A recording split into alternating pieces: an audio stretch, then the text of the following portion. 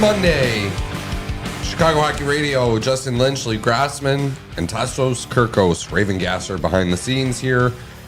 Welcome in another week. Monday edition of the show. Hucks come out of the break with 2 losses. They'll take on the Utah Hockey Club tomorrow. And we are here. How are we feeling today, everybody? Good. That game wasn't super fun last night to go to, but it was nice that you guys did the post game and I was able to just kind of hang out and watch you guys do that. Got to hear Justin complain a little bit, which is nice. I don't have to do it and can just watch him cook. Yeah. Excited for the week. I don't know. How about you guys? How about you, Justin? Yeah, that's kind of the way I felt about Saturday, right? It wasn't the best game to witness in person, Ohio land, but it was nice to watch you guys after the fact. Both games sort of mirrored each other a little bit. Yeah. I think yesterday's game was probably a little more positive takeaway from that one compared to Saturday. But overall, probably not the way you want to see this Hawks team come out of this 2-week 4 Nations break. Kind of just a reminder where this team's at right now, but we'll definitely have plenty of time to get into it. And a lot more hockey ahead for this Hawks team. I think they still have like 8 games in the next 15 days. So no rest for the Wicked here.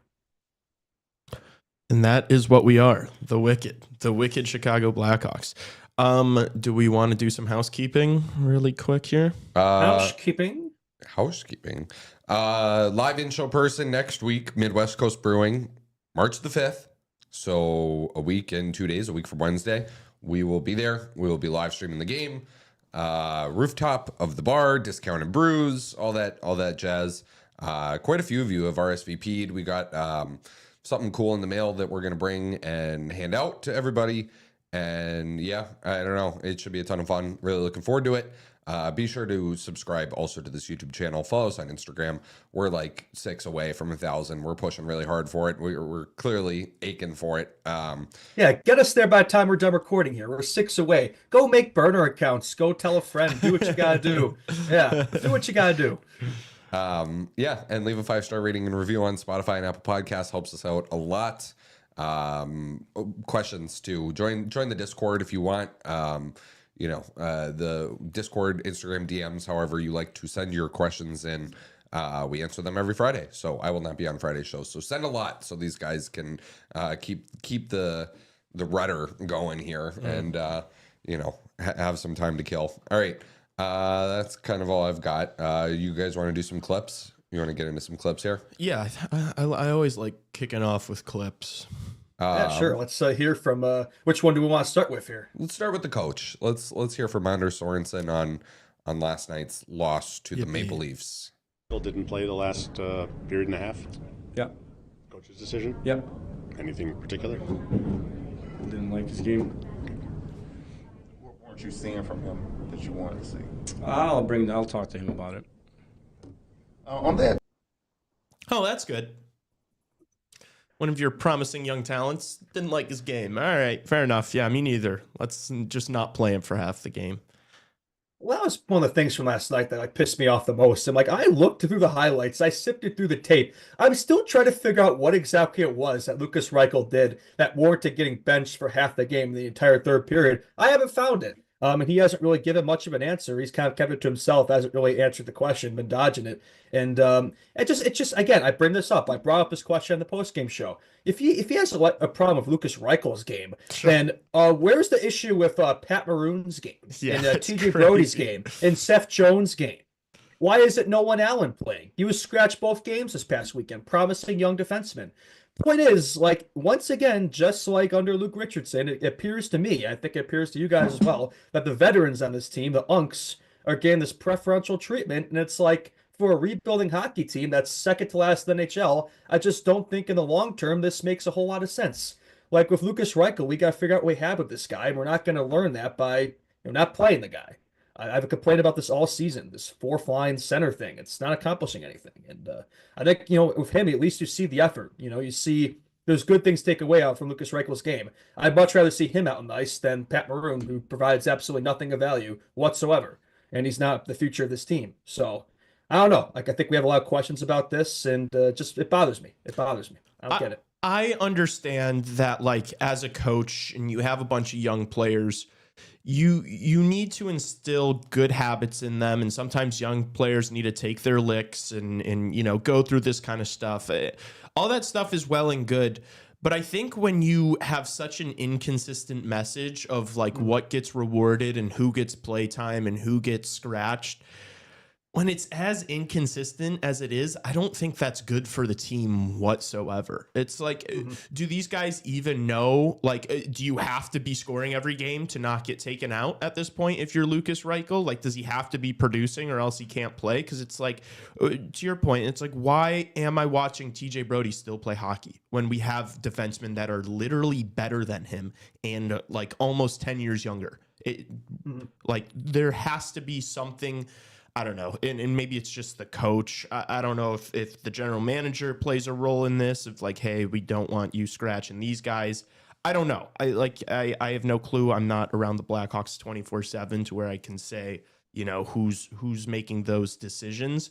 But it's like, for commoners like us to be able to watch that team and be like, this guy's not as good as this guy who's not playing, that's a problem. And it's off-putting for the fans too.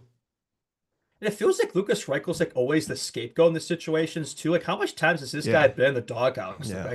And like every time I watch him too, like at least you notice him, right? There's a lot of guys that seem are passengers, and I don't think he's one of them. So it really just boggles my mind. It's like I generally don't think these guys know what they have to do right in order not to get benched. I mean, he said he'll have that conversation with them, but like we've been there, done that with Lucas Reichel, right? So it's like I'm not really sure what needs to change in that aspect. I've said it's more playing time, playing with better players, like a Frank Nazar. Look what Frank Nazar did for a guy like Phil Kershev, who's done jack shit all season. Sent him up for a beautiful goal last night. And like, look at a guy like Reichel and Nazar. Those two are fast. I think they would play really well with each other. We haven't seen them play with each other. It doesn't make any sense. It baffles me.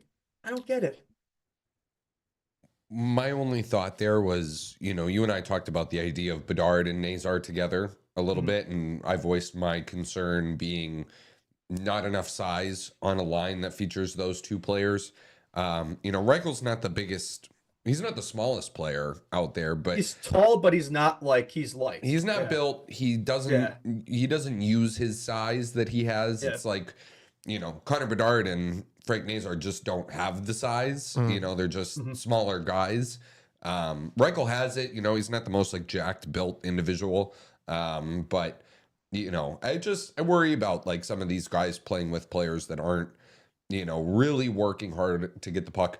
One thing I did want to like bring to attention here, and I probably should have told you guys to go watch this before the show, but I was watching a Maple Leafs post-game show last night. And Real Kipper and Bourne? No. Well, the one guy from Kipper and Bourne, and it's called Leafs Talk.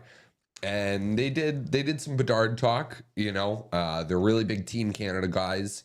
And, in the wake of, the Paul Bissonnette comments from a couple of weeks ago, the Messier and the Subban comments a couple of weeks ago, I think, we're going to get to Frank Nazar later on in the Hawks Hour here, because he's just been arguably the Hawks' best player, which is, I think this weekend he was, for sure. Yeah, and this isn't something that's like totally new either, right? Like he's been growing and the confidence has been getting more and more each game.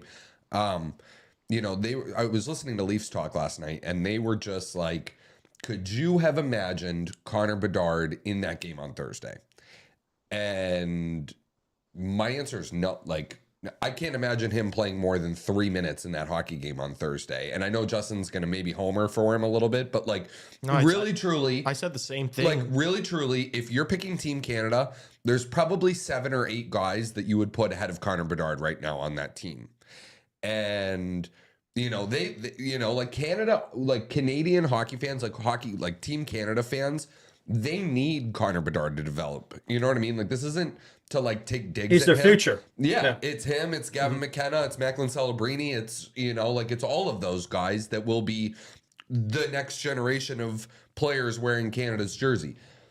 And they brought up a good point, where like I get it, the hyper fixation on Connor Bedard and the scapegoating of a 19-year-old kid for his performances out there.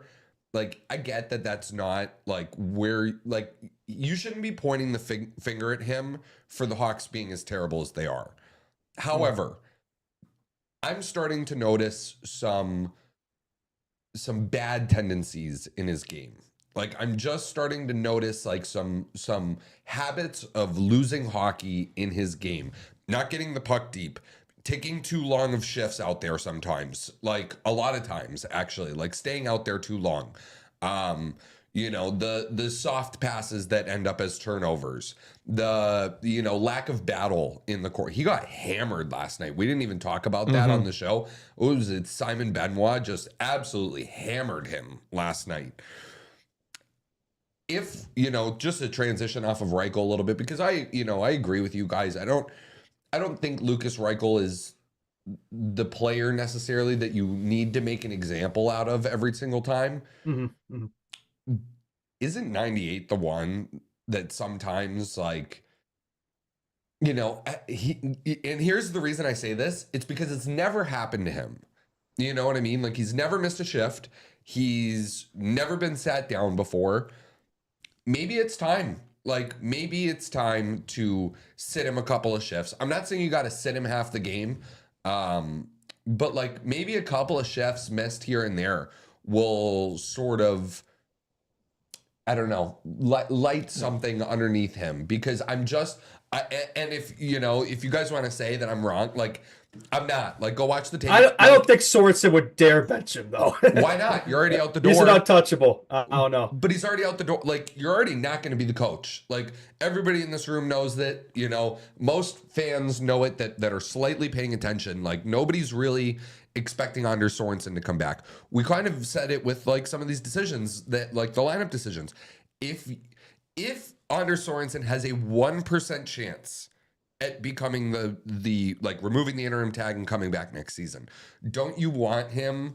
Like, wouldn't that 1%, like, wouldn't it be like sitting Connor Bedard down and being like, hey, like, these details are lazy and they're not working, like, it's not working. It's clearly not working for you. I mean, and you can say, oh, he's getting points. Somebody's got to score, dude. Like, somebody's got to score, It's just the way it goes. Like, the Hawks aren't getting shut out every game. So I want to know, like, and maybe we can have the discussion of just like, yeah, because I do think it's kind of pathetic that Lucas Reichel sat down for half the game, when honestly I see more losing plays out of Connor Bedard, like losing hockey plays from Connor Bedard. And, like, I don't see it from Nazar. Like, I don't. I watch him play. He's getting creative. The times that Nazar turns the puck over, it's because he's trying. Like, he's trying really, really hard. Yeah. And sometimes when you're young and you're inexperienced and you try to do too much, it ends up, but like, Nazar doesn't have issues getting the puck deep. His passes are hard and crisp. And, I don't know, man. Like, no, I agree to an extent there. I do think you're onto something. I think that part of those issues stem from just how bad the team is, that it's like messed with his mentality a little bit. But like, I do see where, like, I'll sometimes watch Connor Bedard and it feels like I'm like, he's conscious of the fact that this season doesn't matter and that this is unimportant hockey. And he kind of, not all the time, but he does play like that sometimes, where he's just like, trying to thread a pass that it's not like he's trying to be super creative. It's kind of just like, fuck it. Like, and I think that's some of it. And then also I just feel like he needs to get bigger and stronger. Like, I think that some of this stuff is like just holding onto the puck and like protecting it better and, being more dominant in the O zone. I think those things are things that are going to come with time. But there definitely is something to be said about, maybe an attitude or a mentality that's like not ideal right now. Yeah, I mean, my answer to this question is always the same, and it'll keep being the same until it changes, which hopefully it will. Guys, the guy has no help. Look at the guys he's playing with last night. He's playing with Landon Slaggert and Ryan Donato. I know Donato's had a decent season, but these aren't first line players. These are bottom six guys, and it's like, even generational talents, they can only do so much. They can't do it alone. And I think some of these bad habits in his game, I think you're right when you both bring it up. Just with where this team's at, like I think it's understandable. He's going to force plays because he has to. He's the only guy on this team who can produce, will produce. So it's like he's forced to make plays like that. I agree. They're not habits you want to. They're not habits you want to develop. You want to get out of those habits. And I think as this team gets better, I think he will. Again, I'm critical too. I watched him this past weekend. Even the game I went to in Columbus was not a perfect game for him by any means, right? I think he could get faster. I think, he's not great at the puck battles. And I think he probably turns the puck over more than he should. Not a big dump and chase guy, but like we saw how we tried that hockey of Connor Bedard early in the season, and he wasn't producing with Luke Richardson. So I'm kind of glad he's went away from that. And these past 2 games hasn't produced. Maybe part of that's rust from his break here. I thought maybe it could be a good thing for him. Like last year when he came back from the jaw injury after missing some time off, being able to watch some tape, I think that did wonders for his game when he came out of the break looking really strong. Maybe these first couple games, not so much, but it happens. And again, with where this team's at, the struggles, for me, it's like, again, I think it's very easy, when we get in these situations, Hawks lose, but no Bedard point, to start putting the blame and start feeding into these media talks and making it all about Connor Bedard. But it's like watching the games these past 2 days, I don't think I think this team's just bad, man. I don't really put this on Connor Bedard. I don't want to blame him per se, but like I am getting a little sick of just hearing Connor Bedard needs help. Like, yes, I know that he doesn't have any other studs on this team, but like you brought in Bertuzzi, you brought in Teravainen, you've played them. I understand, but at some point, dude, when you're looking at the game and when you're watching these games, and you can say, okay, there's something that Frank Nazar's doing that Connor Bedard really isn't. If the efforts are different, like I feel like the stuff that Tassos is bringing up are things that Connor Bedard can change now. Yeah, that's what I'm saying. And like, so I don't want to make excuses for him for things that he can do now. Yeah, but I think the only way you're going to do it is by making those mistakes, right? I don't think this is a bad thing for him. Like, kind of learning through these chunks and getting through them now as opposed to later. But I think as a teenager, it's going to happen. You've heard him say it himself. Oh, I don't need to watch a TNT broadcast to know I made a mistake out there. Good. So if you know the mistake, then quit doing it every game. Quit doing it every game. Like, not having players is not an excuse for developing bad habits, because you know what they become? That becomes a part of who you are. The longer you go without paying attention to these finer details of the game, that yes, you probably can correct it, but then you go a 10, 20, 30, 40, 50 game stretch without doing them at all, that just becomes your game. Like, that just becomes who you are, right? And maybe clearly like the long shifts thing is like, I'm sorry, but like other guys aren't going to like that. Like you get better players on the team, they're not going to like that you stay out there too long. You develop it. Like, they're just not. Like, that's not how you win hockey games. That's not how you they are not going to like short shifts. It's a bad message. It's a bad message to the rest of the group. And maybe this is an issue of like the locker room stinks, and he feels, everybody sort of feels entitled because you got Seth Jones being a brat in there, and you've got, these veterans that can't show up to morning skates and stuff like that. So he's like, oh, well, I'm the most talented guy, so I'm going to stay out there for 2 minutes. Like, so how do we know this isn't a Sorensen thing too? Because he's been double shifted a lot lately. How do we know that's not just him staying out there selfishly? Like, maybe he's been told to do that. I don't know. It's not the double shift. It's staying out there longer. Like, he's always the last guy from his line to get off the ice. He tries to hang around if there's like maybe going to be a look for a cookie. Like, I feel like centers do that a lot though. Sometimes they're the first guys off the ice. But also, just because like a bad habit is the status quo doesn't mean that you should be like, yeah, it's kind of what they do. Like, you don't need to accept mediocrity just for the sake of it. I also, I don't know. I don't think we're saying anything to like, we're not in this position right now because Connor Bedard is taking long shifts. Like, we understand that.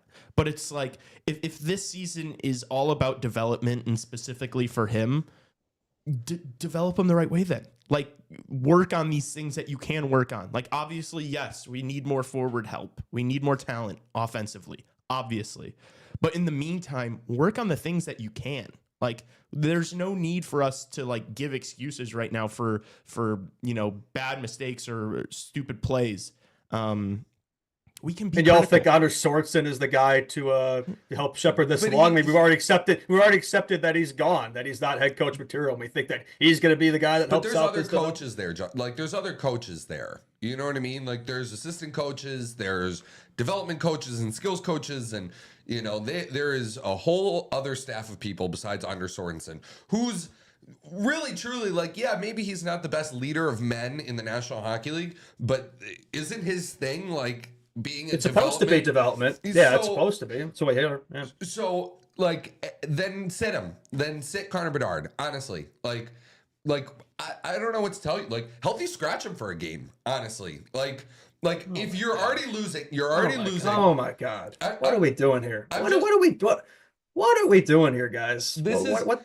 like if you're gonna sit Lucas Reichel for a whole game, you're not gonna explain yourself, and you're just gonna say there are things that I didn't like about his game. Like what? Because you know, like play like. I'm just saying you got to try to do something to like light a fire under this kid, make him pay attention to it, because I can tell you that like Light fire under this kid. Dude, this guy is the first guy on and off after every single practice. He's the only guy that shows up to every single optional skate. This guy's putting in more work than most of the rest of his team combined. You're telling me he needs a fire lit under him? What? I don't think healthy scratching him is going to send the right message. I don't. maybe I think it's going to hurt his sit him for a confidence. shift. Then Yeah, sit that's for a fair. shift. Okay, yeah, we could do that. We could sit him. Like that's fair. Justin's but willing to negotiate. healthy scratching him, like that's taking it too far. Okay, benching him, fine, maybe sit him for a power play something. I don't know, but like I don't get that. Yeah, that's taking it too far for me. To play, And you know, nobody's gonna do that. If you're healthy scratch Bedard, like you're gone probably the next day. to play a little bit of devil's advocate for Justin's side and to defend our boy. Yeah, I think you two are just trying to rile me up. No, over there. I That's can't, working. I can't just slander my goat here for, you know, you've got the quarterback of your first power play unit, a guy making, you know, the most money on your team in Seth Jones, who has already made it clear that he wants out. You've got veterans that you brought in over the offseason that have been absolutely horrendous and are playing no matter what, regardless of how bad their play has been. They're not getting scratched. They're not losing shifts. Like you have guys like TJ Brody and Pat Maroon in every game. If you're Connor Bedard, and like you know that like Nolan Allen and Ethan Del Mastro are better at hockey than TJ It sends the Brody. wrong message to him. How are you going to be like, oh, I need to be focusing on every little, like I need to be, you know, smart, getting off the ice when I'm supposed to, like doing all these little things. Like if your coach in your franchise is being so unserious in letting bad players start over better young talent, like how are you supposed to take your game seriously? And Lucas Reichel's doing all those things. He's being rewarded for it by being benched for no reason. So it's like, what's he, from his perspective, what's there to gain from that? I don't know.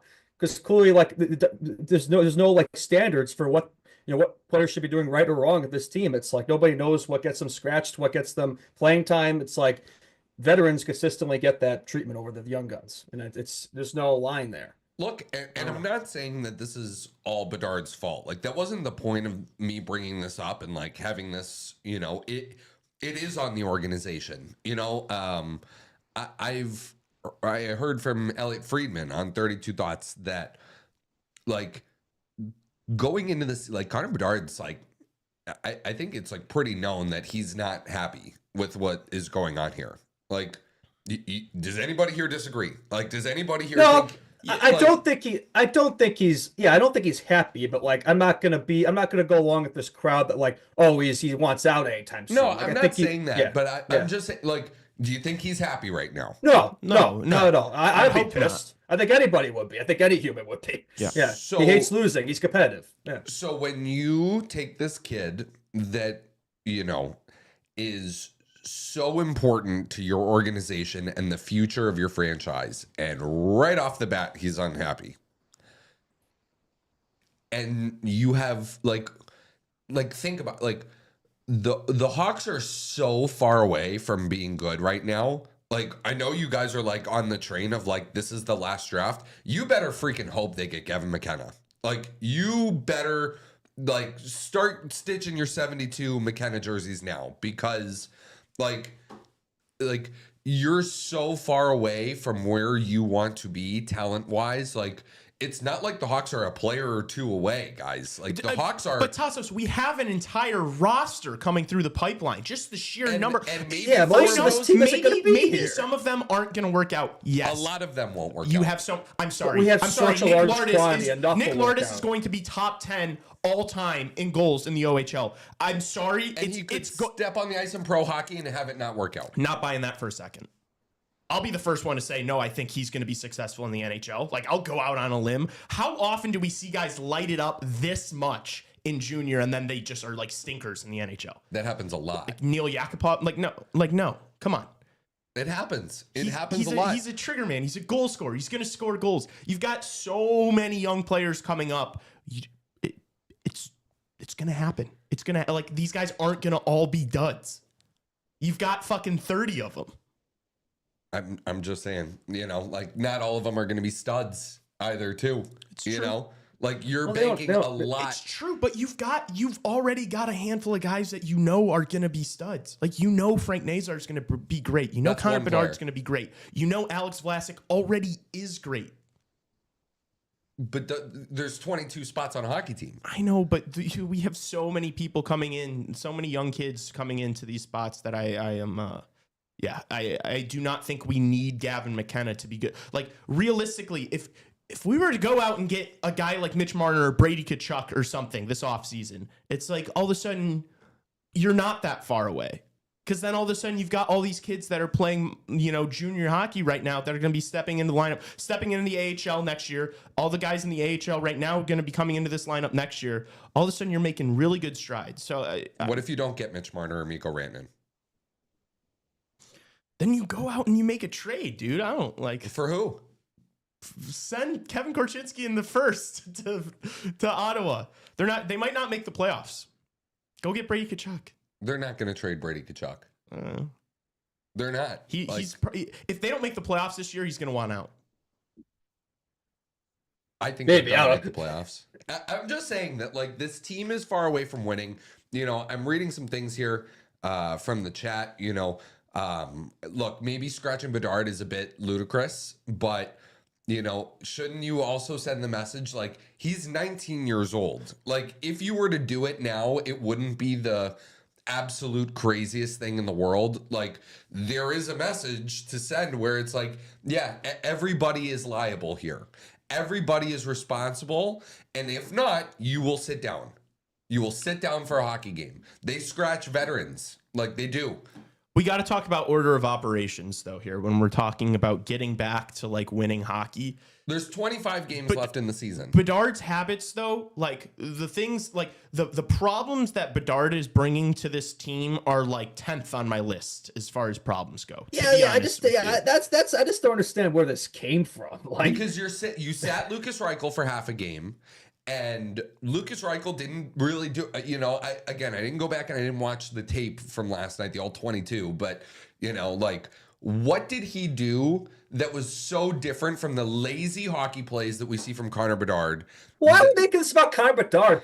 Scratch motherfucking Seth Jones, dude. Yeah. This guy doesn't even want to be I'm here. not saying He you was shouldn't. way worse last night than Connor Bedard, and he's making $9.5 million. He was out there for like 3 of their goals, took a penalty that led to one, and for some reason we're making this about I Connor don't Bedard. disagree right with now. you. I don't disagree with you, but here's the thing. Here's the reason why you won't do that is because you're trying to move Seth Jones. You're trying to move him. So what you're going to tell any team that's looking to acquire him, like, oh yeah, we just healthy scratched him. Like, you know what they're going to say? Cool, retain half of his contract and throw in a second round pick, and then we'll think about it. Are Pat Maroon and Craig Smith both getting moved? They Who the hell's going to want them? If they're not both getting moved, why are they playing? TJ Brody's not getting They're moved. just wasting spots, yeah. If you go out and you trade for TJ Brody right now, you should be fired immediately and should not have a GM role in the NHL. Nobody should ever want TJ Brody for what he is right now and what he's getting paid. Nobody's ever gonna want him. Why is he playing? Literally, why is he playing?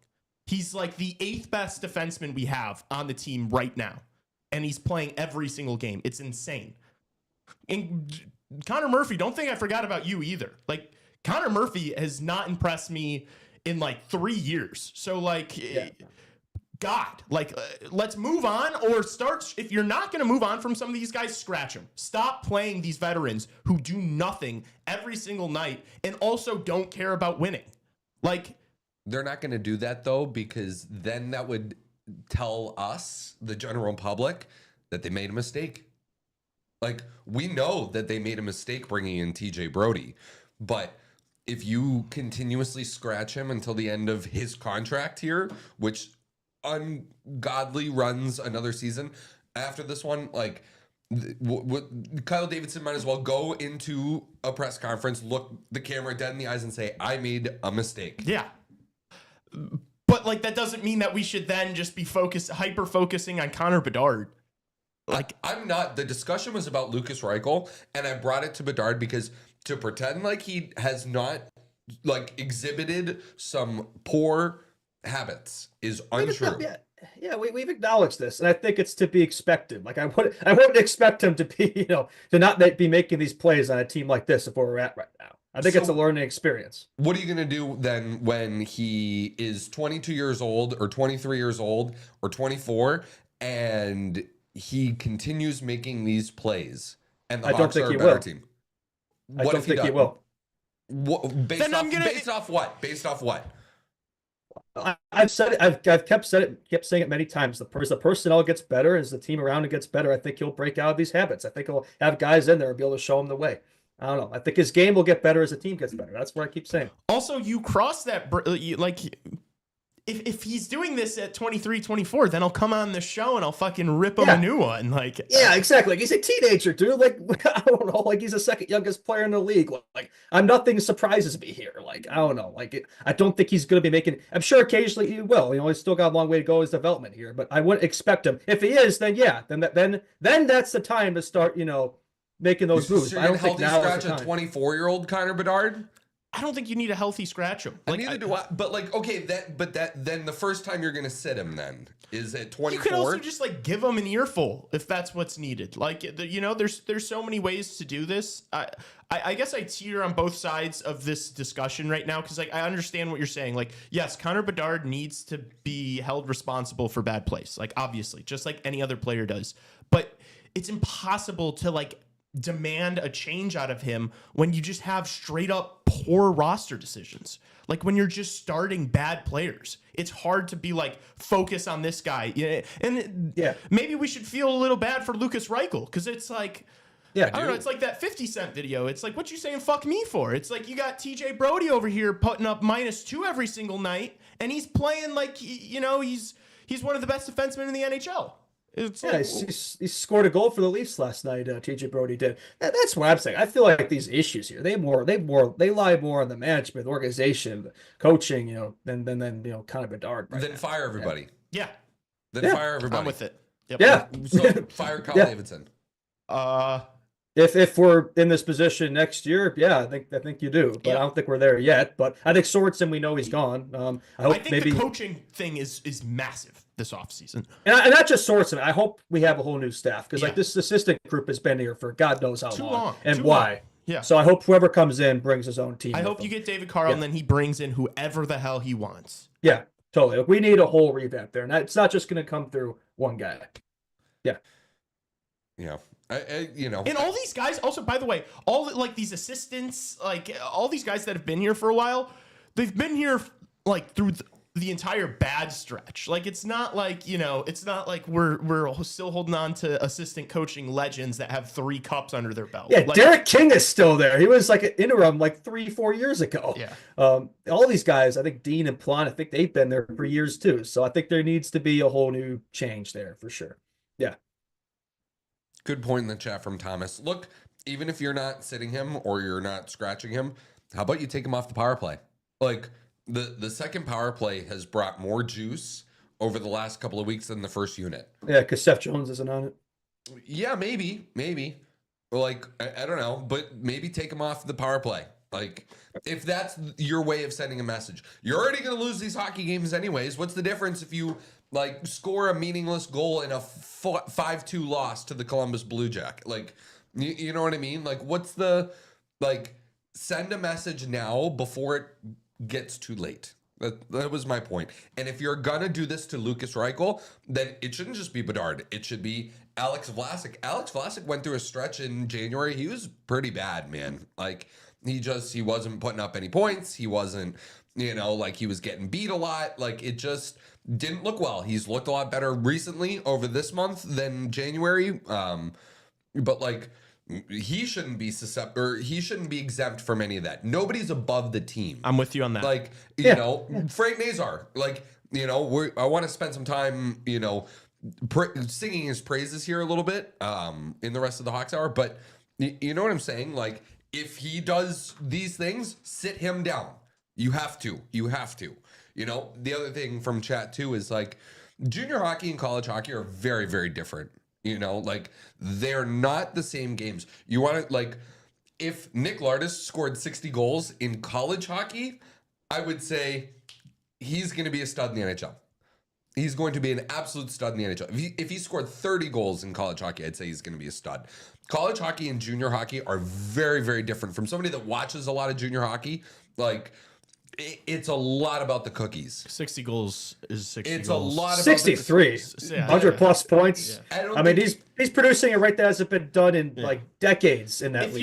you're salivating over in suggesting that we shouldn't trade, our first round pick to Ottawa because we might get Michael Misa, you should be glazing Nick Lardis the same way. Like, but I'm just saying, he's Nick producing Lardis even higher is than 2 he years is. older. Yeah. Nick Lardis is 2 years older than Michael Misa, which at that age, like the difference between a 17-year-old kid and a 19-year-old kid is very, very different in terms of their strength and their growth. And I'm just saying, like, these things are different, especially in the second half of the junior hockey season too. After the trade deadline, like the good teams are really, really good and the bad teams are really bad. I just want to get out ahead, and because the NHL world, the hockey world does this every single year, or at least every single other year, where you have a player that is absolutely lighting it up, scoring a ton of goals, getting a ton of points, and then they're like, oh wait, what about the rest of his game? And they're like worried about all this stuff, and then they end up being a stud. And it's like, we've seen this before. I just want to get out ahead of it and just tell you that I think this kid's going to be a stud. I have no worries that he's going to be easily a 30-goal scorer in this league. I'm saying that now. If I'm wrong, we'll go back to this clip and say what a moron Lee is. He doesn't know what he's talking about. But in a world that still doubts guys that score insane rates in juniors, I'm going to say that he's going to be a stud.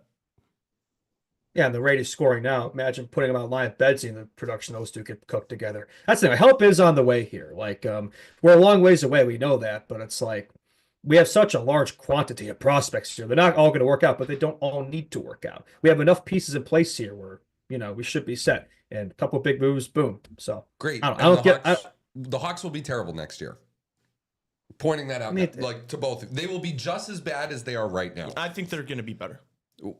Who's coming in? TJ Brody will not play next year. He can't. Seth Jones is going to be gone. You're going to like this group of older players that are able to just kind of like have a ride along and not much is expected out of them, and it's just like, oh, the team's bad, so here's a paycheck, whatever, veteran presence.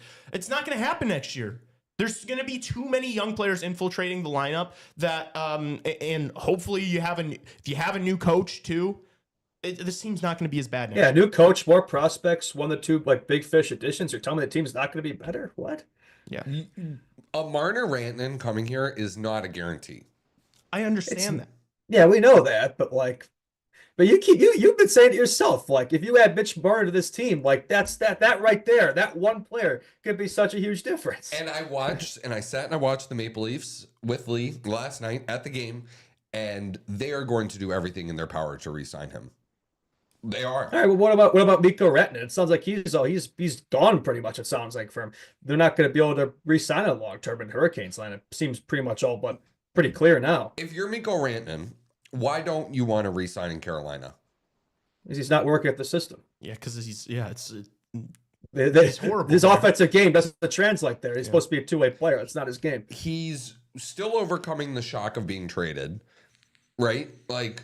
Like Carolina, I was listening to this morning's 32 Thoughts, and they mentioned his coach, Rod Brindamore, Rod Brindamore was in Philadelphia for a very long time, went to a Stanley Cup final, was by all intents and purposes a Philadelphia Flyer. Then he gets moved to the Carolina Hurricanes, is probably like, what the heck is going on here? And then 3 years later is a Stanley Cup champion. He's never left Carolina, and now he's their head coach. And you think of the Hurricanes and you think of Rod Brindamore, right? You know, Yeah, but there's talks of Mikko Rantanen being moved again before the trade deadline. Like, I don't think these talks are coming out of thin air. Like, if that's a little sprinkle of suggestion, I don't think I'm crazy for thinking that he might not be sticking around after this year. if the system is maybe like why he doesn't want to resign there, like there's a lot of Finns in Carolina. There, one of his best buddies in Sebastian Aho. Carolina's a nice place to live. The weather's good. There's a lot of good golfing. Like it's a nice place to live as far as NHL markets go. Like, if you're Mikko Rantanen, a serial winner, are you really gonna leave Carolina to come here? If you're Mikko Rantanen and you're a serial winner, you're guaranteed, if you stay in Colorado, you're guaranteed to have 100+ points every single year because you're playing with Nate McKinnon. You're guaranteed a free ride to the playoffs every single year because of the guys that you're with. You've been there for years. You've got winners all around you. You've already won a cup. You're so comfortable. It's your home. Why would you leave? Why would you go to somewhere like Carolina? I mean, we've done that. We did this a month and a half ago. I mean, why would he? For me, it makes way less sense to have moved on from Colorado than it does to move on from Carolina right now.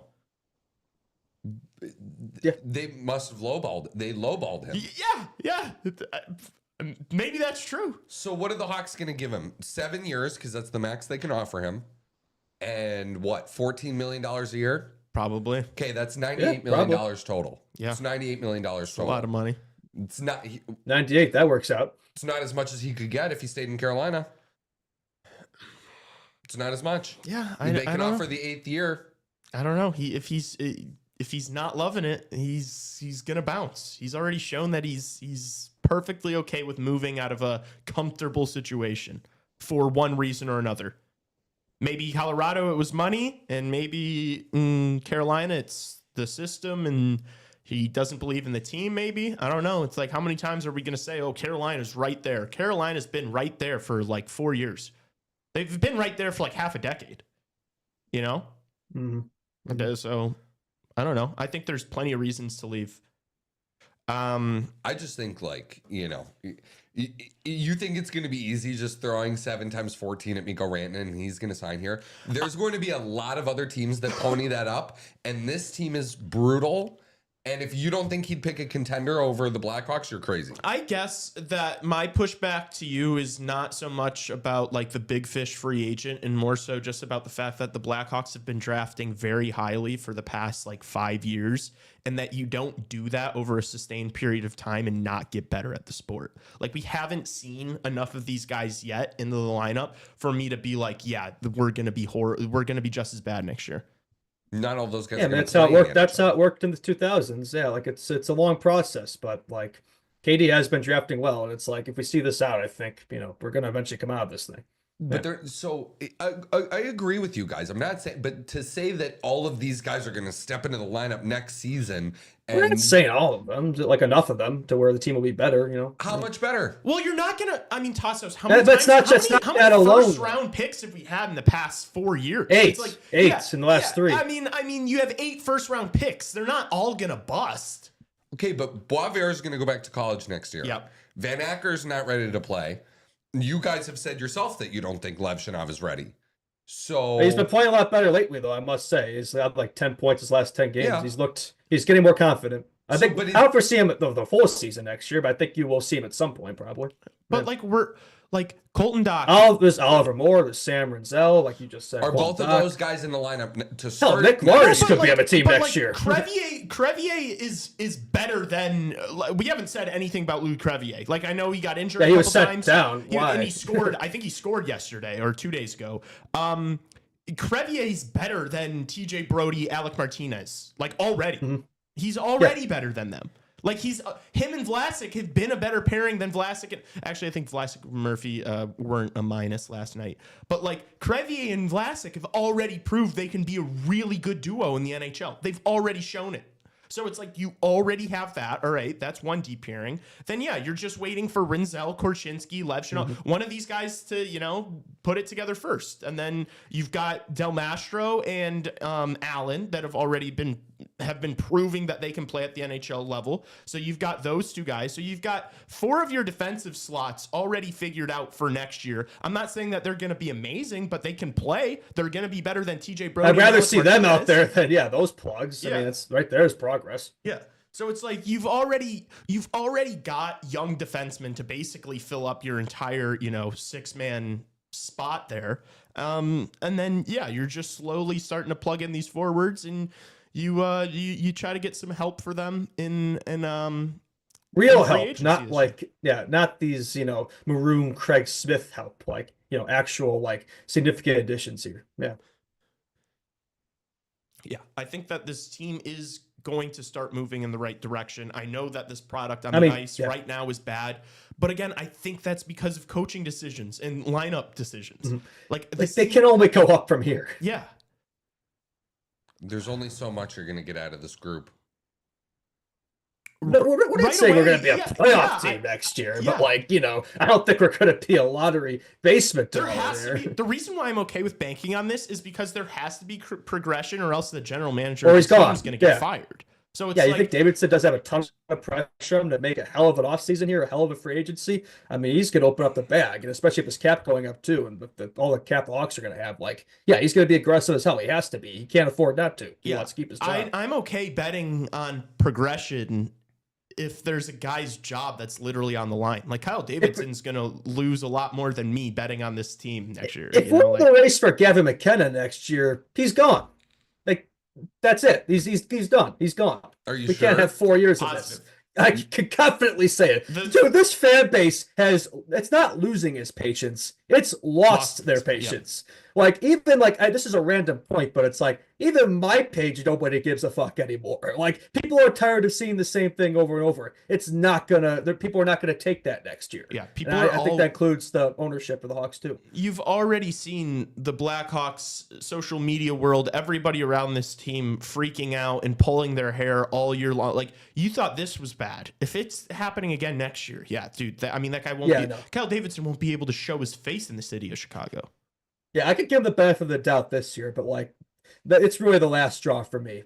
He's got to absolutely nail this offseason. And next year's got to be better. He said this year be better, and it hasn't been. And he's got everything at his disposal to have an awesome offseason. You've got the picks, you've got the cap space, you've got all the prospects coming up. It's honestly, I don't want to jinx anything. There's no excuses. But it's almost hard to fuck it up, like the situation that we're in. Realistically. Yeah, we're not we're not, the Sharks or the Ducks here too. We're the Blackhawks. That helps in a situation like this. It helps with attracting star players in free agency. You would hope, but I can also very much Brady Tkachuk, right? Ottawa misses the playoffs, and Brady Tkachuk says, "I want to move." You think he's accepting a trade to Chicago? I don't know. I think you're out of your mind. He might just say, "I want to get the fuck out of here." I don't think so. I don't know. He might say, "Hey, I'd like to go play with my brother." Yeah, he might, but I don't know if they're going to have the facilities for that big man. So I was going to say, that sounds great. It would be fun to watch, but what's the semantics of that look like? Are you paying Brady Tkachuk $5 million? We keep saying that with Quinn Hughes too. It's sounds great, but all three Quinn Hughes brothers together, how are you going to make that work? You're going to move out other pieces. You're going to move out somebody from Florida. Aaron Ekblad's coming off your books this year. Sam Bennett's coming off your books this year. Yeah, Cap's going up. It's an I'm just throwing that as as an option. Sam Bennett, you say? Go for it. Do it. Sam Bennett's a guy this team. That's a guy I think this team could use. And if that doesn't work out, that's almost like a secondary option there. Yeah, you're gonna have so many opportunities. You're gonna have so many options. You just got to make something happen, and I think you will. I still have faith in Kyle Davidson. In a way, maybe this last offseason was a good thing, because hopefully you think he would learn from it and not make the same mistakes, right? Yeah. Hopefully. Yeah, well, let's knock on wood there. I have visions of. We still have another draft to go through too here. Like Yeah. let's not, forget about that. Like, Michael Misa would be huge for this team. Maybe With- not next year, with but the amount of- long-term future. Yeah. Yeah, just with the amount of sheer number of prospects that we have and how good they've been performing this year in juniors and college in Russia and in the the Canadian leagues, like I think it'd be so stupid for me to come on here and be pessimistic about this team's future. Yeah, like let's not let this poor season of like this team right now, cloud our judgment of the long-term future of this club. It's going to look much different. So I think, I'm still optimistic, cautiously optimistic. I just think there's a lot of work that needs to be done. All right. Yes, you're right. There is plenty of work There to is, be done. there But is. the We're all pieces, the tools are in place to make it happen. Yeah. And like on the bright side, like Frank Nazar is an amazing player. Like Frank Nazar is going to be a true top 6, realistically talented enough to play on top line in the NHL. Yeah, really good to see. Like one of the best second line players in the league, if not a first liner. Yeah. Like he's looked unbelievable. It feels like he's just getting better and better every time he's out there. I don't know, dude. That move last night, that goal, the made Max Domi look silly. Yeah, it was that was absolutely unreal. filthy. We've got talent, man. We've got talent. Can we hear some of these clips? Maybe the Tara Vinen one first. Challenge anyway when you have a player like Seth, the leader on this team, go forward with the trade request. Does that affect the room in any way? No, not really. That's his thing, and he's going to play hard every night here. So this doesn't really affect anything. There's different situations, of course. We haven't played good this year, so that's what happens. Shocker. Was that about Seth? I didn't hear the interviewer's question. Yeah. Okay. Yeah, I'm gonna call a cap on that one. I would think, how would that not be a distraction in the locker room? Like, you tell me that doesn't have an impact on guys like that. I mean, it's a guy wearing an A who's been around this team for years, right? Supposedly a leader in that room, although sometimes from what we hear, he's maybe not always the most well liked in the locker room. And he's basically said flat out publicly he wants out. You tell me it's like, oh yeah, just go about your business. Maybe. I mean, look, that's the way this game works, but I don't know. I think he's capping on that one. I think that brings up this larger Jones discussion. It's like, it's clearly a matter of when, not if he's traded at this point. Does that happen this trade deadline, or would it make more sense to happen in the offseason?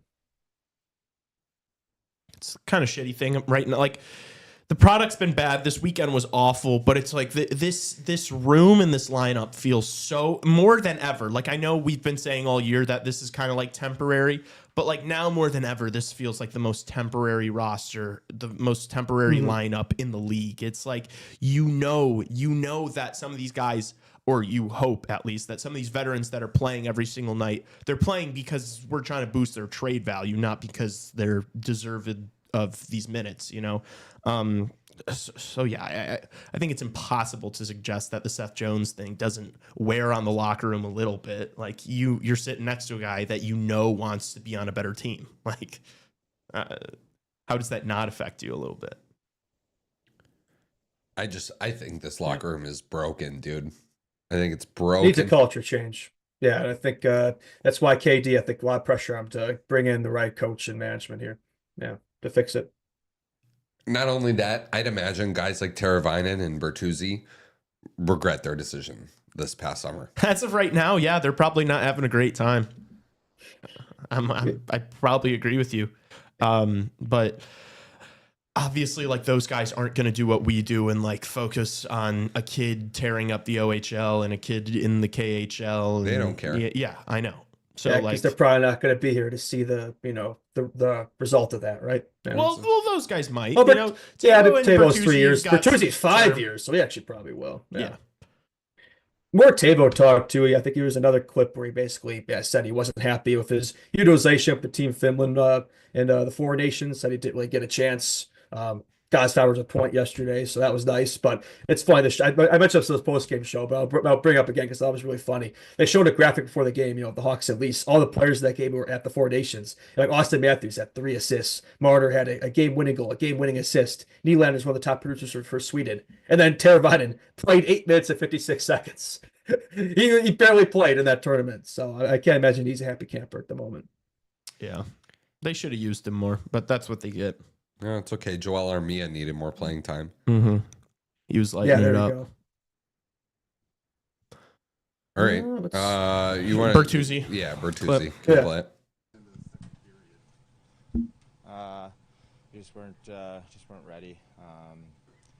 Just slow, not connected, and we gotta be a lot better. Why is it that's been a common theme in the second period a lot this year? Why Yeah. does that keep happening? I wish we had an answer. We're trying to figure it out in here. I don't know what it is.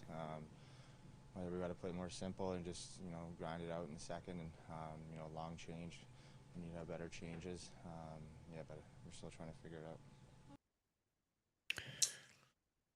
I think they got outshot 17-6 in the second period. It wasn't last that night. bad. No, I think they had like 10 shots of their own in the second. Because I was tracking shots because I had a wager on Toronto shots. It was like, I think it was like 17-10 or something in the second. They were both. Yeah, I want to like bash my head on a table listening to that clip, man. Because it's so this has been a problem all season. How many times have we heard that this season? Oh yeah, another bad second period. What's the problem there? We don't know. We're figuring it out. We're in February here, bud. Yeah. And we've got 25 games left this season. You still haven't figured out why it is you suck in the second period every single game. Well, that's the thing with this team. Like, there are stretches of these games where they look okay, like even the Columbus game too. Like it's funny. Most teams, it wouldn't be a big deal to outshoot another team. It's like, oh, whatever. For the Hawks, that was the first time that happened in 17 games. So for this team, it was a big deal. The stretch of these games where they start off really well in the first period and then they just fall asleep in the second and wake up in the third. Like that's been pretty much every game this season. And it's like, I don't know. I don't really understand it, man. Yeah, and I mean that's not you cannot convince me that that's like an issue with our young players. It's like you've got guys that have played hundreds of games in this league. It's on them. It's on them to figure that out. Baggage, man. Yeah, exactly. Yeah, no. I don't know where do we want to go from here? We should probably hit a break here soon, but yeah, I would say. How about I was at Nationwide Arena on Saturday. Maybe we could get some. I'd like to talk about my experience there a little bit. I was impressed at that arena. It was pretty nice. Kind of reminded me of Pittsburgh a little bit, just because like the windows outside, you could actually kind of see in the arena from the concourses, which was pretty nice. I don't know. You don't really hear about Nationwide Arena a lot in like in terms of like top arenas. It's probably, I know every list I see, it's normally around the middle, but I thought it was pretty cool. The cannon there, holy jumping! That thing is so loud as hell, man. It almost blew my eardrums out listening to that. I visited all the Gr8 stuff, which was really cool. It was really cool at the game, actually. Johnny Gr8 Jr. was there, and the whole crowd sang happy birthday for him. So that was pretty nice. But no, I think the game sucked, but my experience in Columbus at Ohioland was really nice. And it was nice if I'd be able to attend a game there, because my 4 years of college, those games have always happened during my breaks. So it was nice to be able to see that, and good experience for sure. Yeah, and Blackhawks fans travel pretty well to that. It was like a 60-40, 65-35 split. Like, I couldn't believe how many Hawks fans were there. I mean, it's not far, but still, it's Columbus, And yeah, it's very much the same deal yesterday in terms of Leafs fans. I'm sure you noticed that when you were there. Yeah. Yeah. Oh yeah. You want to do a quick minute on Frank Pellico before we go? Yeah, sure. legend. Yeah. Definitely, yeah. It'll be the anthems won't be the same without him. I mean, it's always fun, the connection, the Frank Pellico, Jim Kunilson connection is always fun. 33 years, it's a long time. Been there for a lot of legendary moments. So the organ at the UC won't be the same without him. Definitely will miss him. Wish we could have left in a high note for him, left him with a W, but it is what it is. And also ESPN again. I'm going to say it again. Just a major L for not showing his final anthem on the broadcast. That was pretty sad. Damn, they didn't. No, that's didn't. Crazy work. Yeah, it sucks. It's like he's like almost synonymous with the Blackhawks, and obviously the anthem. You hear the guy over the speaker say, "Joining organist Frank Pellico and soloist Jim Cornelison," just like to not have Gene Honda. Yeah, it's gonna be a good voice guy. It's gonna be weird. Also, I guess I don't know how like the contracts work, but it's like wasn't gonna finish out the year. I don't know. It's like it's kind of a random like, time to step away there. Yeah, I don't know. Yeah, like the last Maybe quarter of the personal reasons. season. Yeah, I don't Yeah, know. I don't know.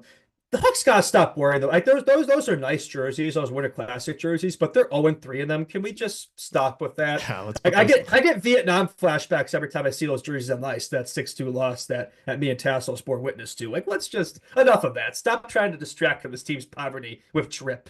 I don't know. Yeah, their goals against to goals for ratio in those jerseys are probably pretty crazy. They've let up 5 goals, at least 5 goals every game they've worn them. Yeah, let's That's put those. terrible. Let's put those away in the storage closet. Do we want to maybe before break? Do we want to tee up the game tomorrow against Utah at all? The club, first time I've seen them since the first game of the year. Yeah. I don't care. I don't know. No, we're good. Okay, we can just go to break. Is it- Okay, well, okay. One quick thought on the club. Any chance they make the playoffs? No. Okay, cool. Then we should go to break. No, yeah, Okay. yeah. All right. No. Dylan Gunther's really good. Keep an eye on him. Is it home or away? I don't even know.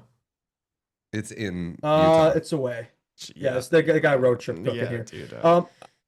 One adjustment to the lines though, like get somebody else up there, Flake. Like this Slager Donato thing. With Oh Bernard. Like, yeah. Enough of that. Like get somebody else up there with Betsy. That's my main. It was Yeah, a fun critique. temporary change to like reward some good play, but it's like reward Frank Nazar now.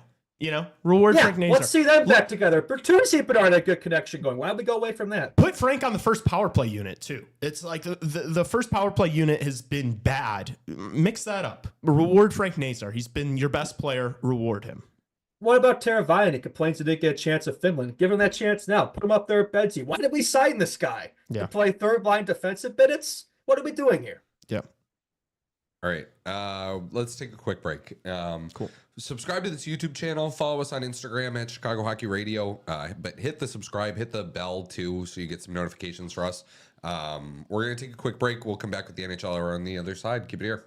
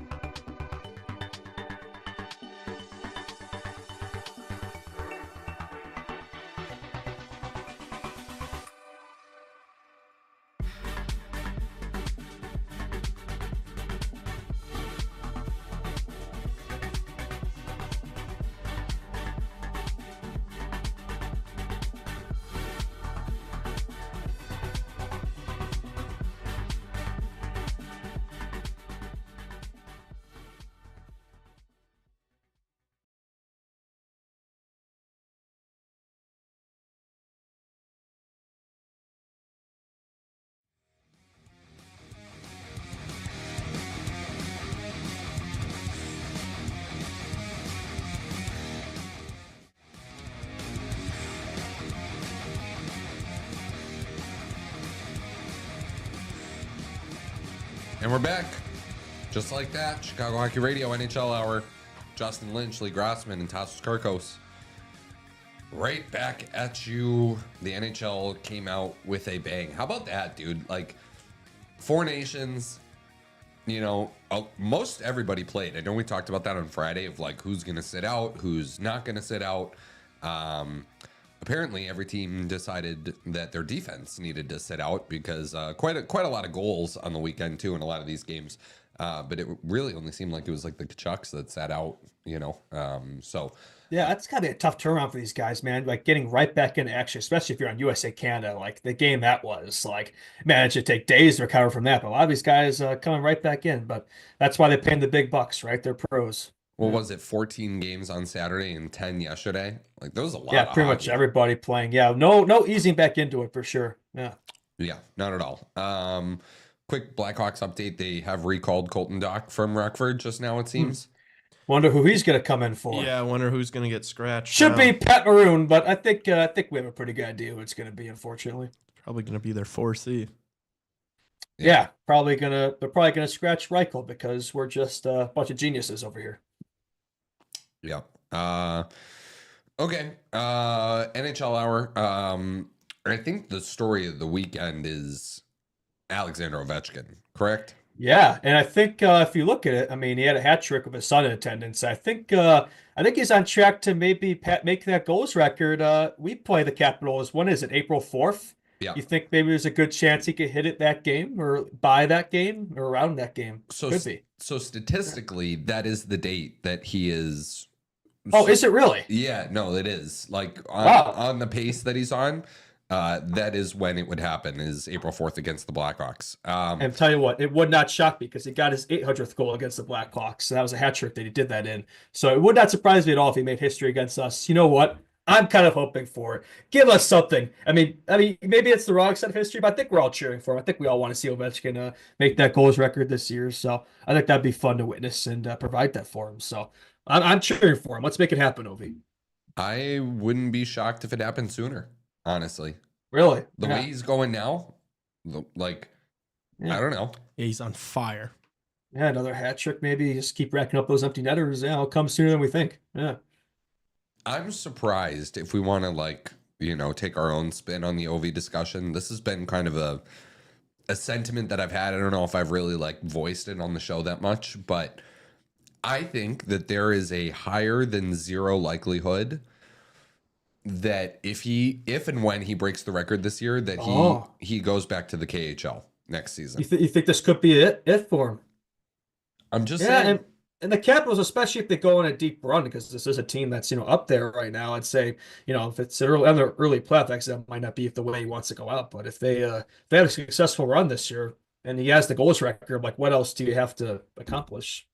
Yeah, but like he's also a guy though who loves hockey so much, and he's still got it at this age. I could also see him going for a while too. Maybe he wants to hit 1,000 goals. I don't know. He probably wants to extend that record a little bit, right? Especially when we have guys like Matthews in the wings. Yeah. I just think it's remarkable, honestly, what he's doing right now. And I've said this too. I know I've said this on the show. I want as many of the goals to be on goalies as possible. They do put him out there for every empty netter. Yesterday's I don't really mind, obviously, because it caps off the hat trick. The second goal that he scored, that was a rip, Nasty. dude. Like, his shot is still one of the best in the league, no doubt about it. Still one of the best goal scorers, but I don't think a lot of us expected him to do it this season because like last year was kind of a down year for his standards. You thought, oh, maybe this is it for him. Every time you start to doubt Alex Ovechkin and think he's washed, like he just shows you, he takes it personally. And he's still got it. I mean, the season he's had this year for his age, it's pretty impressive. Yeah. he's gone on like the TNT, like gone on with the TNT guys a couple of times, which I feel like is like kind of newer for him, you know. I think that's cool. Like I like that a lot, you know, getting to hear from him and, you know, like he's been here a long time, you know. I don't think anybody, I'm just saying that if he were to go back to the KHL, that would be a big loss for the NHL.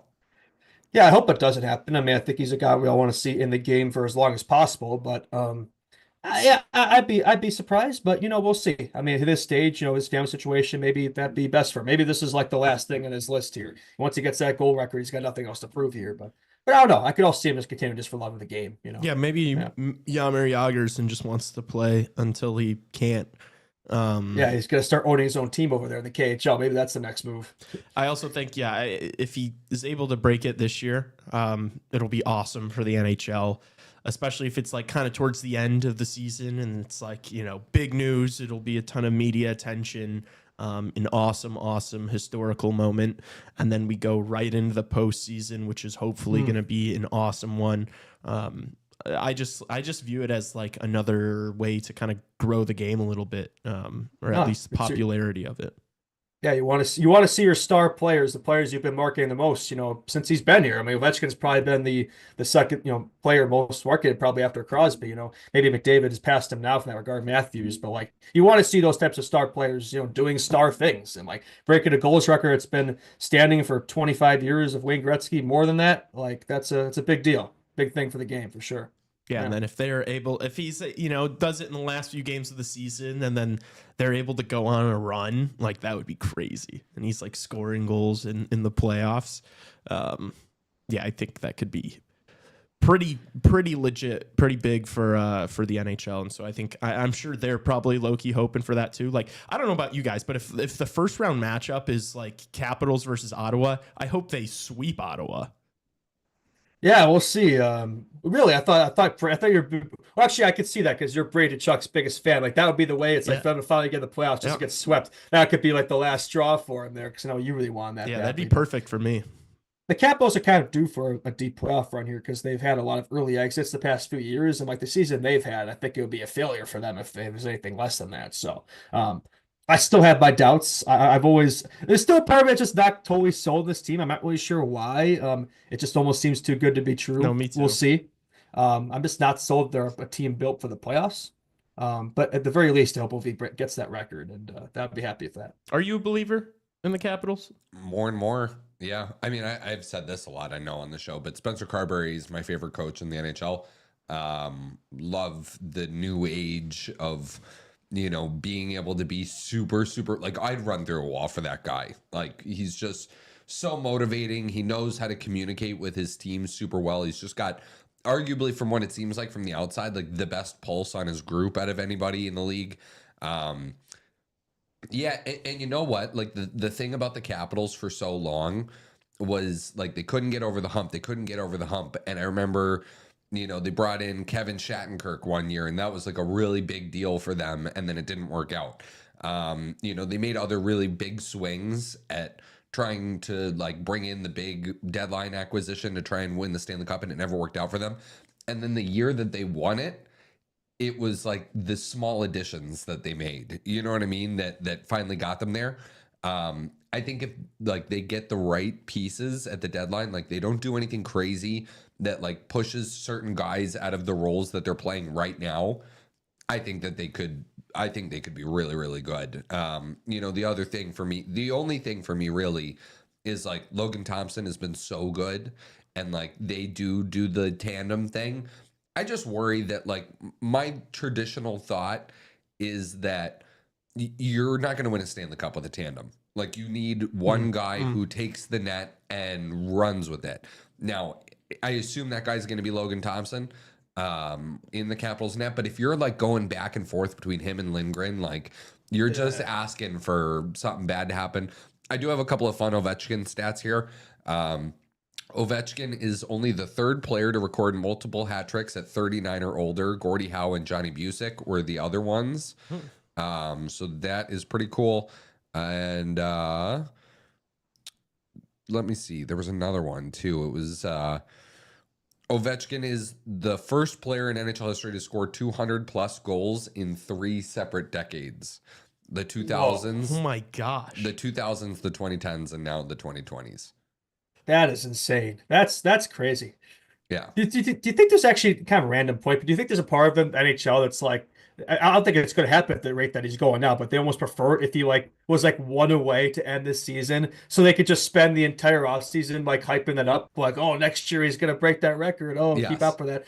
I feel like that's almost what they prefer to see, but I don't think Ovi's going to give them that satisfaction. Yeah. No, I don't honestly disagree with that. Like, I don't know. And then, like, what's he going to do? I do think like the KHL thing that I brought up isn't like, I don't think it's a non-zero possibility. Like, It happens a lot with those players. yeah. And like, Yeah. considering his ties to, the leadership over in Russia and all that. And, I could see it. Like, I could see it. But, what's he going to do if he's like 1 or 2 away this season? Like, what's he going to do? He'll keep playing. Yeah, he's he'll play not the gonna, whole season. You know Yeah. what I mean? Like, he'll play it. We'll get at least a guaranteed full season of Alexander Ovechkin. Could you imagine, like, he just breaks that record the first game of the season? Is like, oh, no, that's it. I'm done. you It guys. just leaves. That would be pretty funny. It wouldn't happen, but I do feel like Ovechkin could be the type of guy that do some like pull something funny like that. I don't think it's gonna happen because I think he's gonna get that record this year anyway. But it has happened. Like Datsyuk, Kovalchuk, like star Russian players have left early to end their careers there, closer to the families and all that. Yeah. I really do hope it happens this season. I just feel like the most attention is on hockey now more than I can especially remember. Four Nations. And it's Yeah. like let's move the more massive things that happen, from now until whoever hoists the Stanley Cup at the end of the season is like it's just like growth potential, because I feel like you've captivated this attention that like the more big monumental moments that happen now, I feel like the better for the sport. And it's like I truly believe that the Four Nations and then the next couple months could really move the needle as far as the general populace's appreciation or attention they give to the sport of hockey. So yeah, I hope it happens now, and then it leads us straight into the postseason. Yeah, ride the momentum, because that's going to be the next big moment. When that happens, I guarantee you everybody in the sporting world is going to be talking about it. I mean, because like you could have imagined this for many years. Nobody would have ever imagined that Wayne Gretzky's goal record would be broken. So it's a big deal. And Ovechkin's a big name, and that'll definitely be a moment for the NHL to capitalize on for sure when it happens. Hopefully against the Blackhawks. Let's be a part of history here. Something to take away from this season. You actually want it to be against the Blackhawks? Yes, I do. I do. I think that'd be fantastic.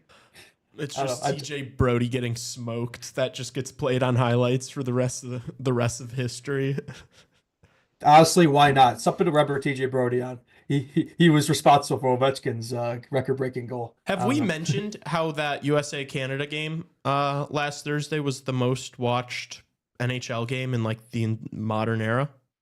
Yeah, I don't believe the numbers that come out yet, but it is true. Like that's something else. I have seen like numbers in America. It was like 10 million for just the US. That's unreal. And like Canada, it's like I saw like a percentage where it's like the amount of people there that watch the game, like unbelievable. Like just the it eyeballs was like of about this game. 10 million in Canada too, almost. Yeah. So that's like Yeah, 25% of the population. Yeah. It put the numbers from last Saturday to shame. I mean, it's a championship game, so you'd expect that. Definitely saw that some carryover, but definitely not surprising, but good to see for sure. I mean, that Four Nations tournament, just to close out on that was definitely a resounding success for sure. Yeah.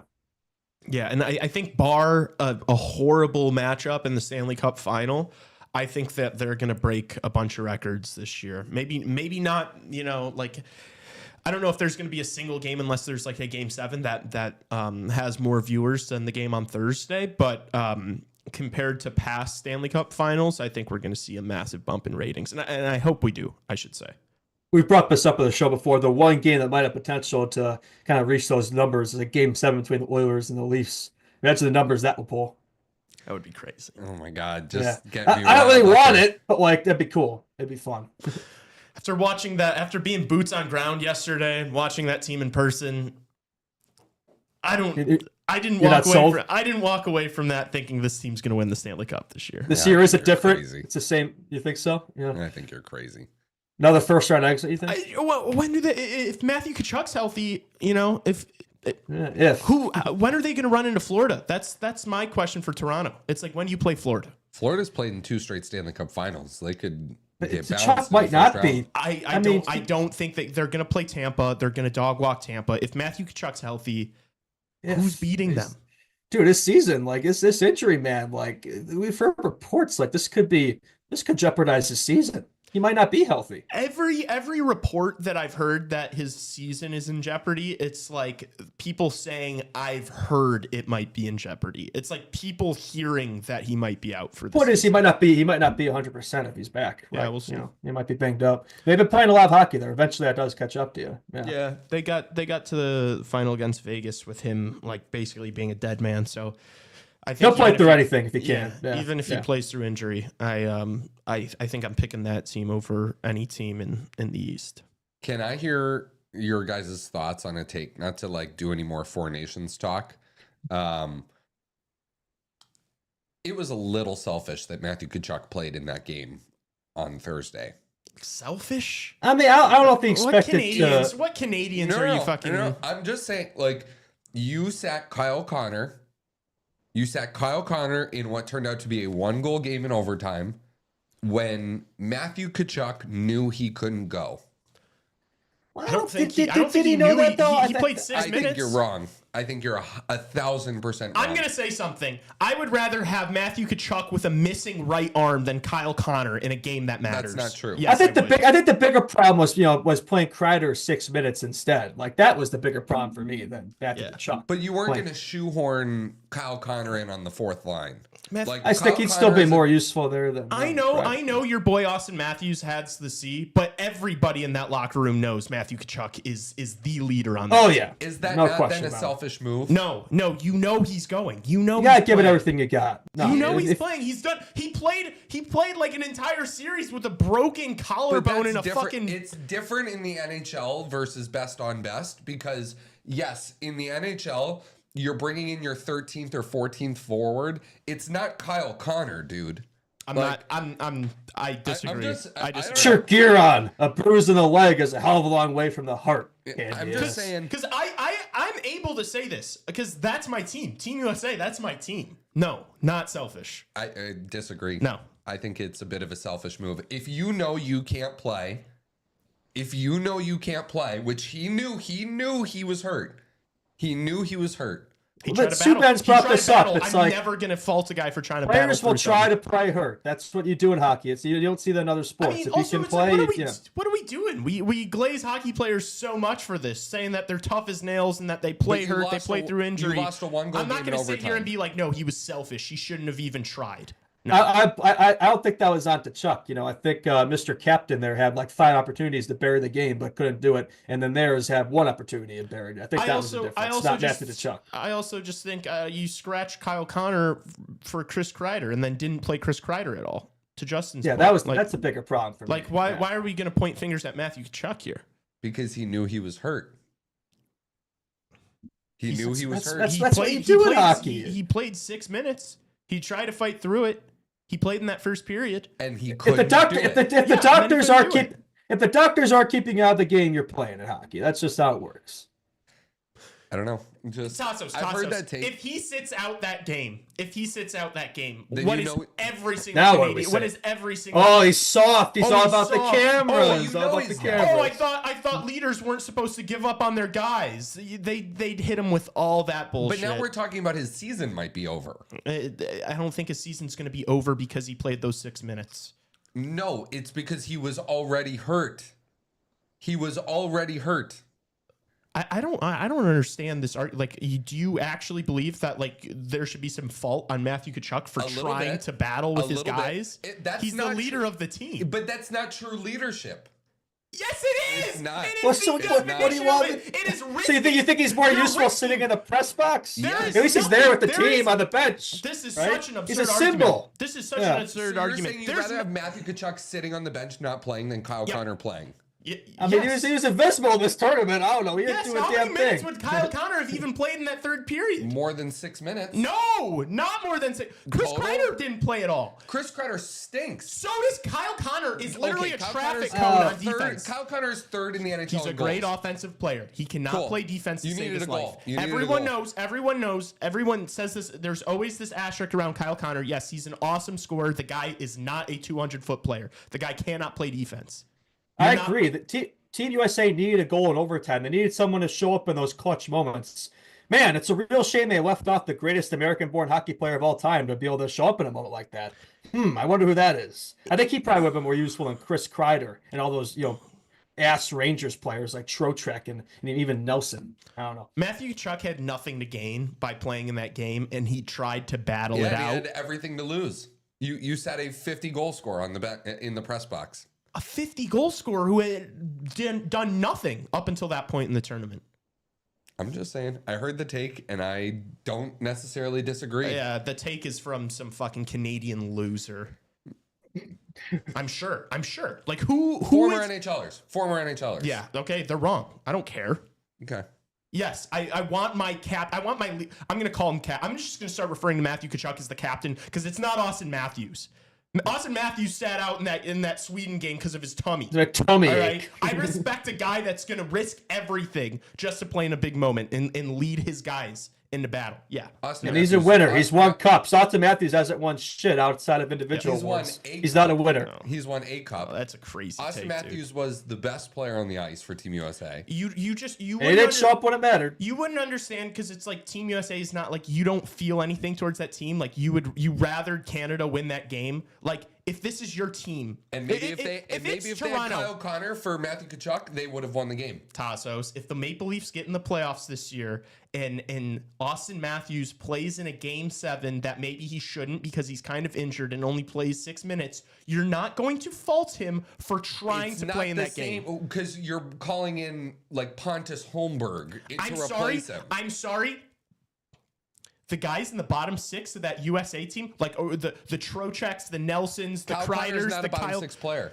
Well, he was for this Team USA team No, because he's not the way they deployed him. He's not as I understand that Kyle Connor is not a bottom 6 player, just like archetype. Like as I just said, the guy can't play. Didn't the play guy in the doesn't bottom play 6. these.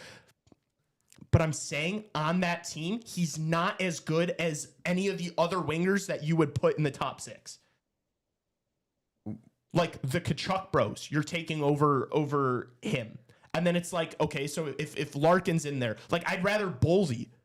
I'd rather JT Miller than Kyle Connor. Oh, I don't know about that, dude. Dude, I mean, we watched it with our own eyes. We watched him not do, like, he wasn't good when he was out there. He got scratched for a reason. Yeah, why don't you get Brock Nelson up there, dude? I agree with you. I agree that it was a bit of a head scratcher. But it's like, I'm obviously not the only one who felt this way because he got scratched for the gold medal game. All right. Yeah, nothing to add here. I thought it was an interesting take that honestly, like, he knew he couldn't go. So, if yeah, I think yeah. Trevor said in chat it was maybe selfless and foolish. I do not think it was selfish. I think that's completely absurd. Yeah, that's a fair point. Why is it selfless? Why? Because he's risking everything to play in this game to further an injury. He knew he couldn't play. He played 6 minutes. He tried to play, but he couldn't. He thought. I guarantee you, he thought he was going to be able to go. I don't know. I think he knew. We're talking about a guy who's battled through an entire series with broken bones. You don't think he actually thought he was going to be able to play in that game? You know how much fucking Toradol that guy was probably on coming out? And now he's not going to play for the foreseeable future. Yeah, because he gave everything. He gave everything for his country. I'm not. Yeah, that should be. He should be made praise for this, man. Insane. You don't see that in any other sport. I can't believe I'm arguing this right now. It's so crazy. That's what people love about hockey players so much, man. Like I don't like you'd see that all the time in old school hockey. That's what makes it. The fact that we've been talking about this now, the fact we don't see this as much now is, I think, an issue. We'll enjoy that 1 goal loss in overtime, fellas. I agree. Speaking of overtime, how about Patrick Kane's silky smooth overtime winner with the Red Wings last night? Maybe that's the guy that Team USA could have used to the big boat. That's what I'm saying. He's the greatest American-born hockey player of all time. He should be wearing this C, not Austin fraud fuse, scores 69 goals and disappears in the playoffs every year. Not a winner. Zero clutch ability whatsoever. I think that's a guy this team should have been relevant. Austin Matthews, let's be honest. He was the best player on the ice for Team USA on Thursday. Well, he had every opportunity to seal the game in overtime. I don't want to hear about Jordan Binnington. I don't care. He had every opportunity to win the game. Brady Tkachuk got robbed too. Yeah, Tkachuk got robbed once. Austin Matthews got robbed twice, and then Austin Matthews left the best player in the world wide open in the slot. He covered his teammate Mitch Marner and gave up an easy goal. So there was a breakdown. Did I tell you about this? I brought it up. I think it was last. Some Toronto fans saying that it actually wasn't. It was somebody that worked for John Hines, who was the assistant coach for Team USA and running the defensive systems for Team USA.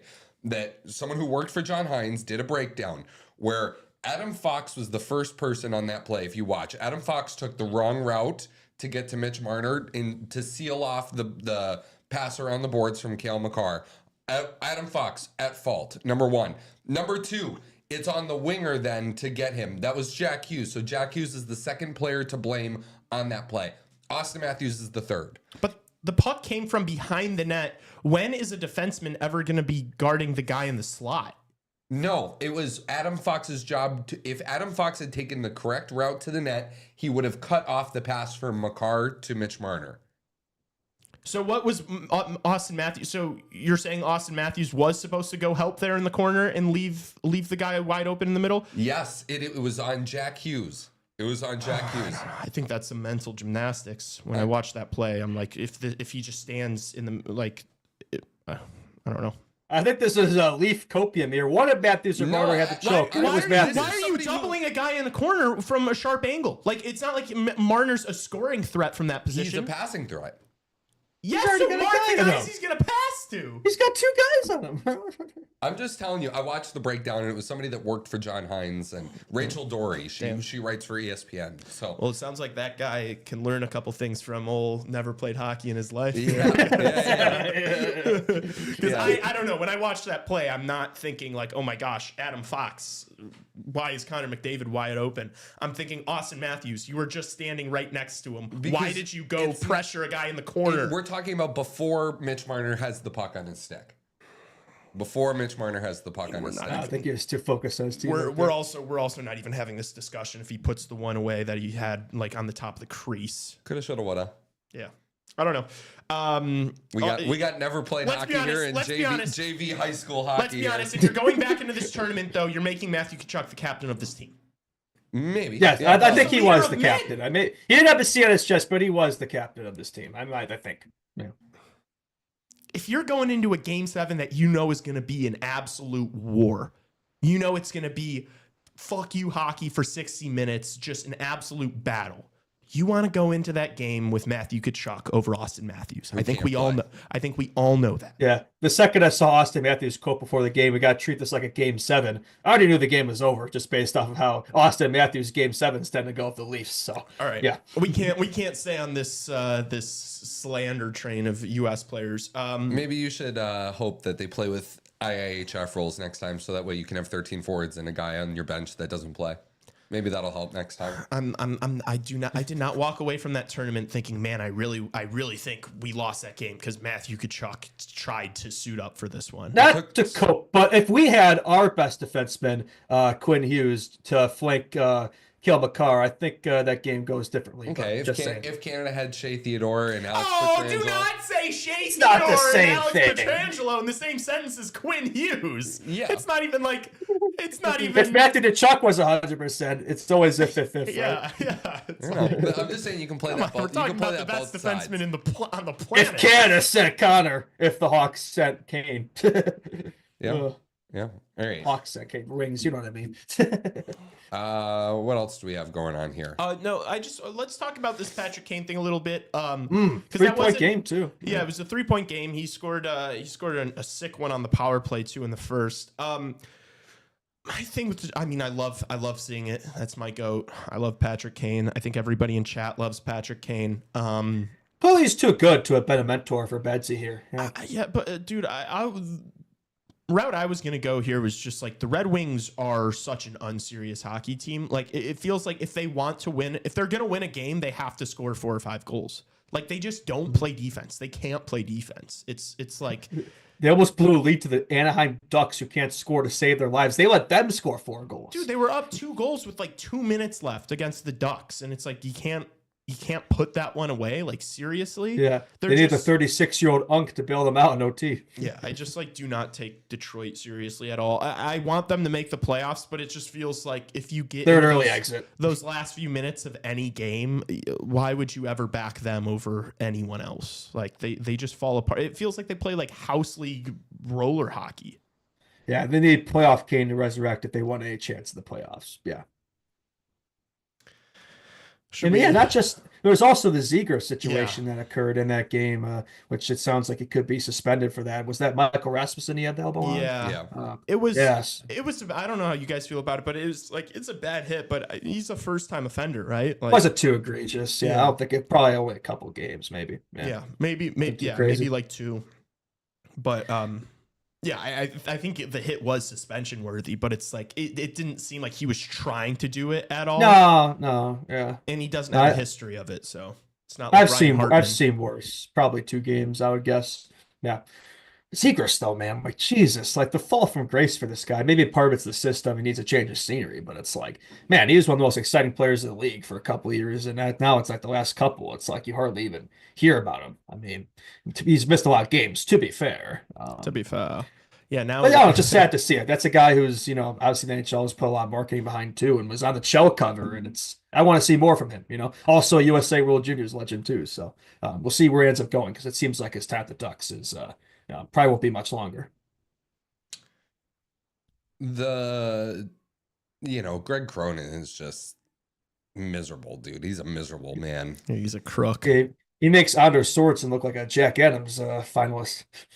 Yeah, I could just, dude. The Patrick Kane goal goes in, the first one, to make it 3-0. Yeah. Right. That was 5 minutes in the game too. I think the quickest 3 goals to start a game this year. They pan to Greg Cronin on the bench, and It's just like no, he's just like shaking his head, and it's like, I don't know. He just seems like such a jerk, man. Like he just seems like, and honestly, the Ducks are such a loser franchise that I can't even. They are, dude. yeah. But Send that thing to Stockholm. but Pack it up. Such a like I would hate playing on the Anaheim. Like Imagine- that's where players go to die. Imagine demanding to be traded out of Philadelphia and picking a spot like Anaheim. Banishing Well, yourself to even Anaheim. I Yeah, guess, Cutter yeah. Gaucher. What was the thought process there? Why didn't he want to play? Why would you not want to play in Philly? Like, that's a hockey market there, man. He could play with Matvei Michkov.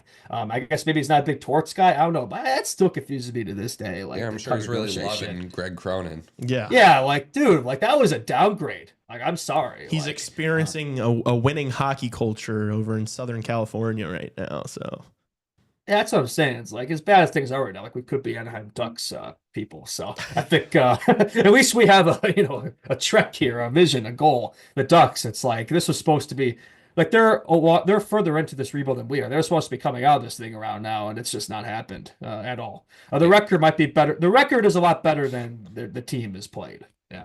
Quick rebound or quick rebrand as Anaheim Hockey Radio. Just become Yeah, really no. God. become I don't really think big. anybody be listening to that. Yeah, if we truly hated ourselves, maybe we'd do that. All right. What else do you guys want to get to? How about that game where the Rangers lost? What was it, 8-2, 8-3 to the Sabres the other night? How do you let the Buffalo Sabres put 8 on you? What a disaster in New York. That about sums up their season. I'm sure they really enjoy getting all those very useful Four Nations players back who did absolutely nothing the entire tournament. Dude, but I mean, they bounced back. They won last night. JT Miller was honestly pretty good on the weekend. They won last night, but they beat Pittsburgh 5-3 yesterday. Pittsburgh outshot them 39-16. Like that. What? Yes, dude. That's what I'm saying. Like, you win that game, but it's like you get outplayed like by Pittsburgh. It's like you beat Pittsburgh. Who cares? Anybody could beat Pittsburgh Yeah. right now. Like that team, yeah, with where they're at. So not really. It doesn't really make up for that disaster embarrassment against Buffalo for sure. Yeah. Would you rather be like would you rather be a Pens fan or right now or a Ducks fan? A Ducks fan. Well, I mean, at least you still have. I would say for the long term, probably the Ducks. I mean, you still have a lot of really good prospects here to build around. You got guys like McTavish and Leo Carlson. He's had a tough season, but they have the pieces in place here. The Pens, at least you still have your legends to watch. You still got Crosby Malkin for a little longer here. But for the Penguins, though, I look at next year for the Penguins. I think if you just sell right now and suck next year, like they've always gotten really lucky with what those first overall picks, right? 90s they got Lemieux, or 80s, and then they got Crosby. And like I look at McKenna next year's draft. Like if I'm the Penguins, I'm throwing all my eggs in that basket. Like if they're smart, that's what they'll do because they're not going anywhere right now. So if they're smart, build around Crosby Malkin, just suck next year and get McKenna. It sounds easy. It's not, but they're like us. They always seem to get lucky with those drafts. So I don't know. Yeah, Can we play a game with Gavin McKenna? Yeah. 3 teams you'd like to see him go to, and 3 teams you don't want to see him go to. I don't want to see him on the Sharks. Like realistic going into next season. If he's on the Sharks, I might jump off a bridge. Like I do not want to see him on the Sharks, or we're fucked. Let's see. What else? Where else would I not want to see him go to? I don't really want to see him on Pittsburgh. They've always had that generational player. Like I'm sick of it. Like I don't want to see him on Pittsburgh. Although I think that would work out great for them. I'd say another realistic team like who isn't. I don't want to see him on Predators. No, I don't want to see Kevin McKenna playing for the Nashville Predators. I think they're a team that should be in that position for him, but no, just not a team I'm interested in. Teams I would want to see him for. Us. It's not going to happen, but us obviously. I think it might. I mean, McKenna, Bedard. I will say, if we did look into it, it would be over for the league. It would be done. Yeah, like that would be one of the greatest connections of all time. Yeah, like honestly, like that would be cinema. Where if it's not us, I guess. I mean, I wouldn't hate him on Anaheim. I guess I don't know. I wouldn't love it. God, I don't want to see him gross, on Anaheim, dude. I don't want that. Yeah, well, I guess that's the team we're going to be competing with. I mean, so probably not. I probably want him in the Eastern Conference then if he's not going to be with us. So I'll say Buffalo. There we go. Buffalo would be cool. They deserve a generational player like that. Somebody to actually bring him out of this thing, right? So I'll say Buffalo. And then the last one. Columbus. Yeah. Wouldn't happen, but yeah, they deserve a player like that. Yeah. I'll say teams I do, obviously, number one would be the Chicago Blackhawks. I think you'd be foolish not to say us first. But then I will say Pittsburgh, just for like the league standpoint. I think that it would be good for Pittsburgh to not be absolutely atrocious for the next decade, which I think if they don't get Gavin McKenna is probably what's going to happen. Like seriously, like over 5+ years of just awful hockey. I want to see that. We've had to suffer through that, so I think they should too. The other team that won 3 cups. I think even if they get McKenna, they'd be suffering for a few years. Yeah, like us at Bedard. Yeah. Oh yeah. And then I'm gonna say the last one that I would. I'm okay with Nashville getting him. I think that would be like an awesome central. I think that's like a That's low key. asking him to cook your franchise for the next 15 years. Yeah, well, I mean, I think it'd be an awesome rivalry between Bedard and him in Central Division. I think Nashville is like low key a sleeper, one of the best cities for hockey in America. And so I think it'd be cool if they actually had a superstar, because it's like even when they've been good the past like 10-15 years, they've never really had like that guy. That's true. Could you imagine those playoff matchups too? Bedsy versus McKenna, Bedsy versus Celebrini. Like there'd be a lot of talent to build off of in the Western Conference. Yeah. And then teams that I don't want him to go to, San Jose, because I think that would be a nightmare. I think that he would be so good there with all those young players they have already. I do not want to see him in Seattle because I just don't. I don't know. I'm anti-Kraken, to be honest with you. That franchise doesn't move me in the slightest. I think part of it is that I think their jerseys are ugly. I just do not care about Seattle. And it's then kind of boring. Yeah, my third one is Buffalo. Ship them off to Stockholm already. Like, you want to keep suffering for another 13 years? Yeah, just like you think even McKenna can't save them? Like you think there's nothing that can be done at this it's point not to even save just Buffalo? that. Like I think I've been pretty outspoken with my hate towards Buffalo, New York for no reason. I mean, I'm just like a hater for no reason. Give us Patrick Kane. We It's a can thank him wonderful for place. I just like I don't care. I do not care about the Buffalo Sabres. I do not think that's a team that like needs to be good for hockey to be good. So yeah, no. Just let the Buffalo people keep suffering over there. At least they have the Bills. All right, Mr. Sos. All right, I don't want to see him in Anaheim. That is, like I said, where players go to die. I do not want to see him in a Montreal Canadiens jersey. that would kill me on the inside. Oh, him and Demidov. That'd be Oh my sick, God, though, for the league. No. Yeah, That's what they want. Yeah. a little piece of me would die if he went to the Montreal Canadiens. Just let him cook the leaves. And I don't want him to go to Nashville, honestly. Like, they stink. Yeah. Like, they're, it's just, no. Barry Trotz fumbled the bag this year. He doesn't need to be rewarded. I don't want him to go to the Islanders either. That would be. Well, yeah, I'm trying to think of teams that They like, would find a way to destroy him. Yeah. I'm trying to think of teams that like have a realistic chance at it. Pittsburgh, I would like to see him go there. Sid and him would be really cool.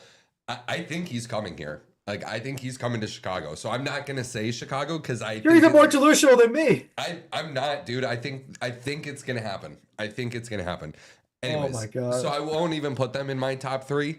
I'm gonna say San Jose. That would be awesome. That'd be really fun to watch. Oh my God. Especially, if they get, here's the thing, if they get the first overall pick this year, then they can't get it next year. Aha. There you go. So, but I just think of like, oh man, but if the Hawks got it this year, then they wouldn't be able to get him. Exactly. That's what I'm saying. Like, don't get the first pick this year. Plus, they probably draft Schaefer. You know how I feel about that. So I think second pick Visa is the way to go.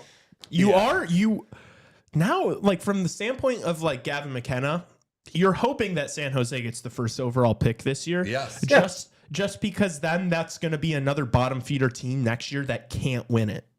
Yeah. So it's like That's if we're amongst the bottom 5 next year, like realistically there could be some improvement and we're still like the 5th worst team in the league. Exactly.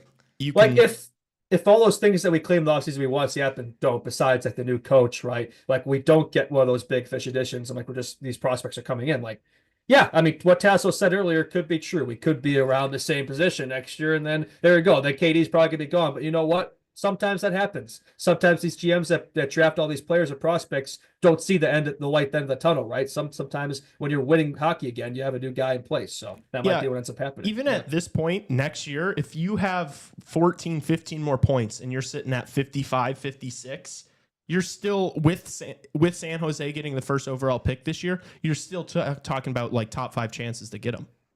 Yeah, like, I don't think the Hawks, like, they'd have to get lucky and jump up. Like, they wouldn't be in that last position. Probably they'd probably be in 4th or 5th and have to jump up a few places. Which I'm sure if that happened, everybody in the hockey world would lose their collective minds and shout, "Rigged, rigged!"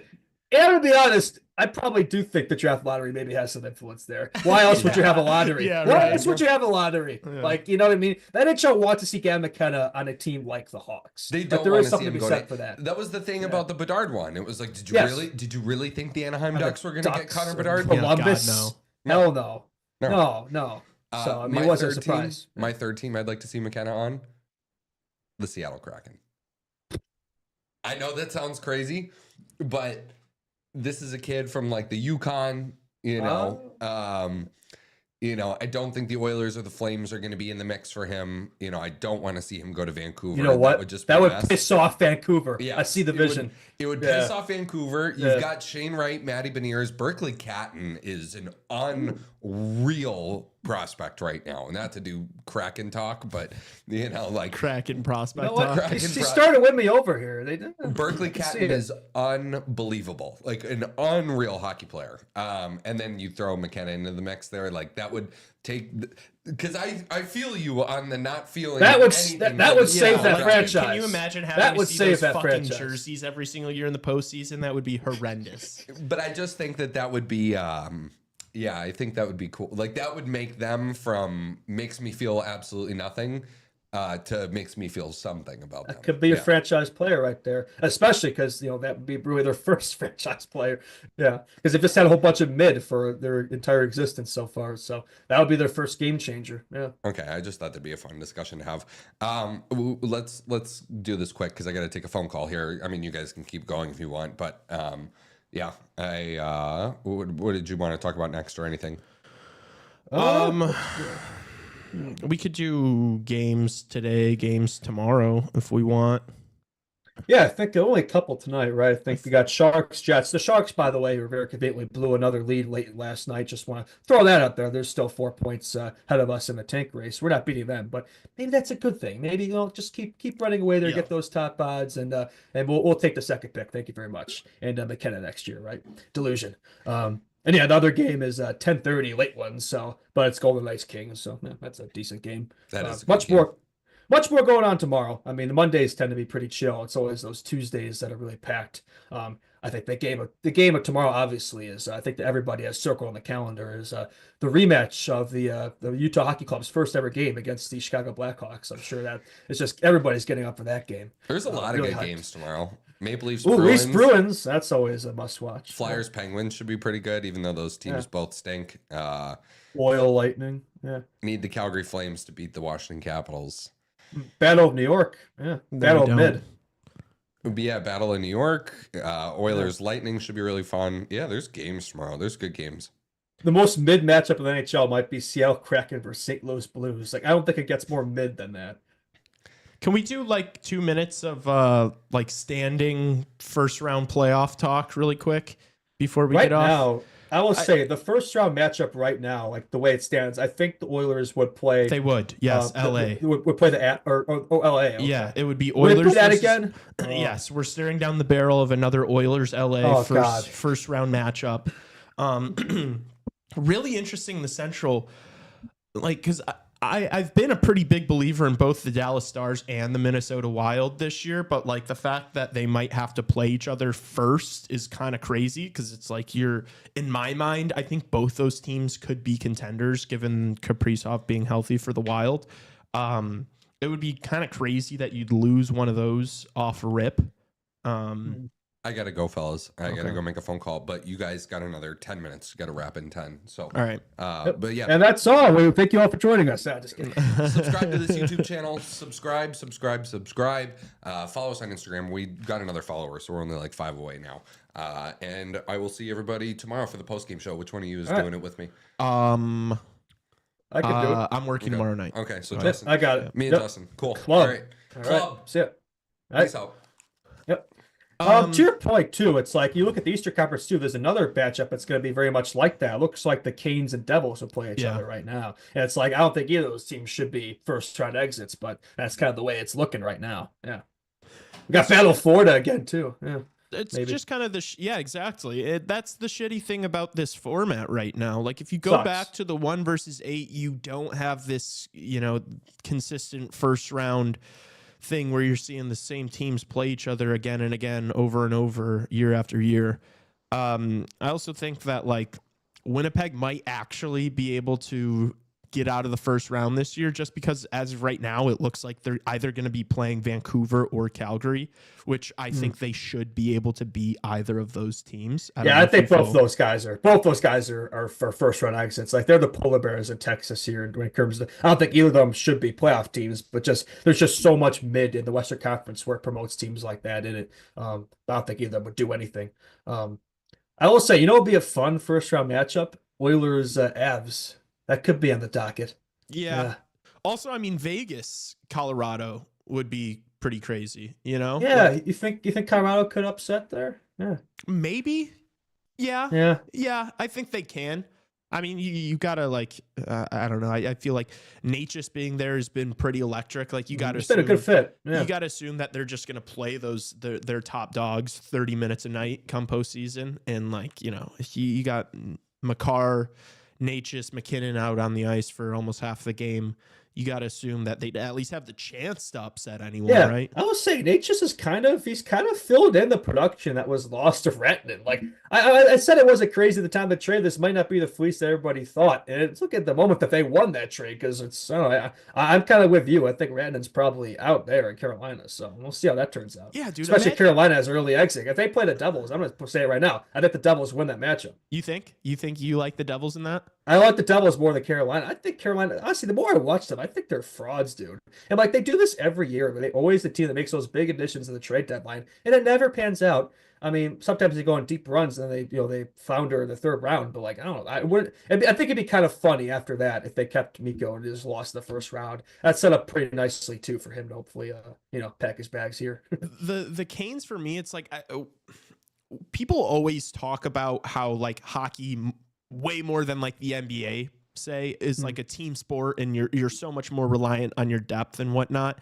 But there definitely is that fine line of like, no, you need to have stars, and you need to have stars take over in the postseason more so than the regular season. And so maybe the Canes are just like, I don't know, just that Brind'Amour system of just like rolling all the lines and expecting everybody to kind of play similar way is like not effective for the postseason. I don't think so. Yeah, I would agree with you. Maybe for like the initial rounds, because they always do fine when they play like the mid Islanders, but like then they play a real team, they get exposed. But you gotta let you acquire a guy Gr8, you gotta let him do his thing. Yeah. Like Svechnikov's another guy who has so much talent, but like he's never really able to utilize it. Like Aho, as good as he is, like he could be producing at a much higher rate. He's like a great player, but like these players are forced to confine to the system. It works for a while, but like when they play a team, it's built for this, like the Panthers, it just doesn't work out. Yeah, dude. Off the start, like right when that trade happened, everyone was like, Carolina won this. They won this trade. They got Mikko Rantanen. Now we're hearing talks that he might get bounced around again before the end of the trade deadline. Like that's crazy. Yeah. And like Colorado, Marty Necas, we're talking about one of the few players on the planet who can like play at the speed of Nate McKinnon. He like perfectly complements him. Yeah, I mean he's one of the fastest in the league, like you said. Yeah. And dude, this is just like the start of it. Like this is just their first, however many weeks together. Like imagine, they sign him and they have a couple years to play like that. He could be nasty there for years to come. So like. We're talking about. And they just was the top producer when he was traded too. Like people talk about that too. Like he was the Canes' top guy. Yeah. And he was doing that in that system. So imagine what he could do with a guy like Nathan McKinnon and Mikhail Makar. And you showing it right now. Yeah. Yeah, so I don't want to say that like Mikko Rantanen is like our perception of Mikko Rantanen is just like solely reliant on him playing with Nate McKinnon all these years, but like. There definitely is some truth to that. Like you're playing in that noticeable in the Four Nations, I must say. Yeah. So who knows? Maybe we're going to be talking about Marty Necas being a clear top 10 player in the league in the next couple of years. Yeah, it's crazy to say because at the time the trade is like, people were questioning it. Like, what do you mean? That's all you got back? And I'm like, I don't know. Let's pump the brakes a little bit here. We'll see. But I did expect Rantanen to be a better fit there than he has been though. But hasn't really transpired so far. Maybe it still will. There's still time here to shake off the rust. It's definitely a big adjustment for him. Yeah.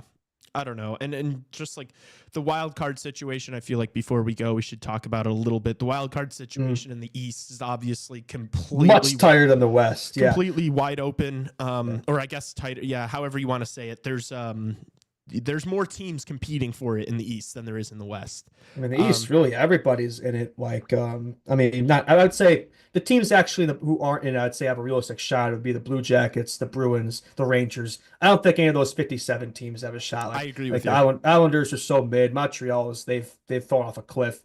Philly's just not there, and Pittsburgh and Sabres are ass. Yeah. The teams in it. I mean, Ottawa's. I think they've lost 4 in a row here. They were solidly in like top 3 in the division. Now they're kind of starting to fall off like they always do. So I could definitely see them fall out of it, which I think that would thrill Brady Tkachuk, I'm sure. Yeah, it doesn't. I don't know when he's going to be back because I think he sat this weekend. So I don't know if he's still definitely missing him. Yeah. I said it during the Canada USA game. It seemed like something was off with Brady Tkachuk too. Like you can tell they were both playing. He was nursing something as well. Yeah, dude, I don't know. The thing with Ottawa though is that they have proven that they can win games. They've proven that if they put it together, they're right there. I don't know. I feel like for me, my prediction would be Ottawa, Columbus, probably. So you think the Red Wings fall out? Yeah, dude. I want to see it for Kane. I know, but me too. I want them more than any of those other teams, but it still feels like they rely too much on that top six. The bottom six is just not it. The defense, like we've gone down this road. Outside of Sider Evanson, there's not much there. The goaltending is just not going to get done either. So they've been playing much better under McClellan. The special teams have been great. The power play's been cooking. They've been doing really well after extra innings. When you have guys who are clutch like Kaner in the team, it helps. I mean, how many overtime winners has he had there? How many shootout winners has he had? That's just what he does. He shows up in the big moments. I hope they make it, but yeah, they'll probably get narrowly edged once again. But then Columbus, yeah, I mean, and they're much healthier now too. They got Boudreaux back, Marchenko's back, so they're only going to get healthier here. I like to see him just for the storyline too. I think everybody kind of wants to see him in the playoffs this year. They had no hesitations. It'd be fun to see him do it for Gr8. Same with the Flames in the West. I like to see both of them in it. I think that'd be pretty cool. I know you don't want to see the Flames though for your tattoo, but at Boston, New York, I'm not sold either. Like I'm praying on both those teams' downfalls, and I don't think either of them are breaking through. I think they're both frauds. So I guess I'm copying you then. I guess Columbus, Ottawa would be my pick as well. I think Columbus and Ottawa are like the only two teams of that group of 5 or whatever it is that I could genuinely see upsetting someone. That too. Like the Red Wings, even if they do make it, which they could, I don't think they're doing anything in the playoffs. I don't see it. Yeah, no. Whereas, like, I'm a big believer in this Columbus team. Like, I think this Columbus team is nasty, and especially now that they're like getting back to being fully healthy, I think they're gonna put together a stretch of games, and I don't know. We saw it on Saturday night. They're definitely a force to be reckoned with, and also who knows what they're gonna do by the trade deadline, right? And you know who they would play? The Washington Capitals, who they could win the President's Trophy.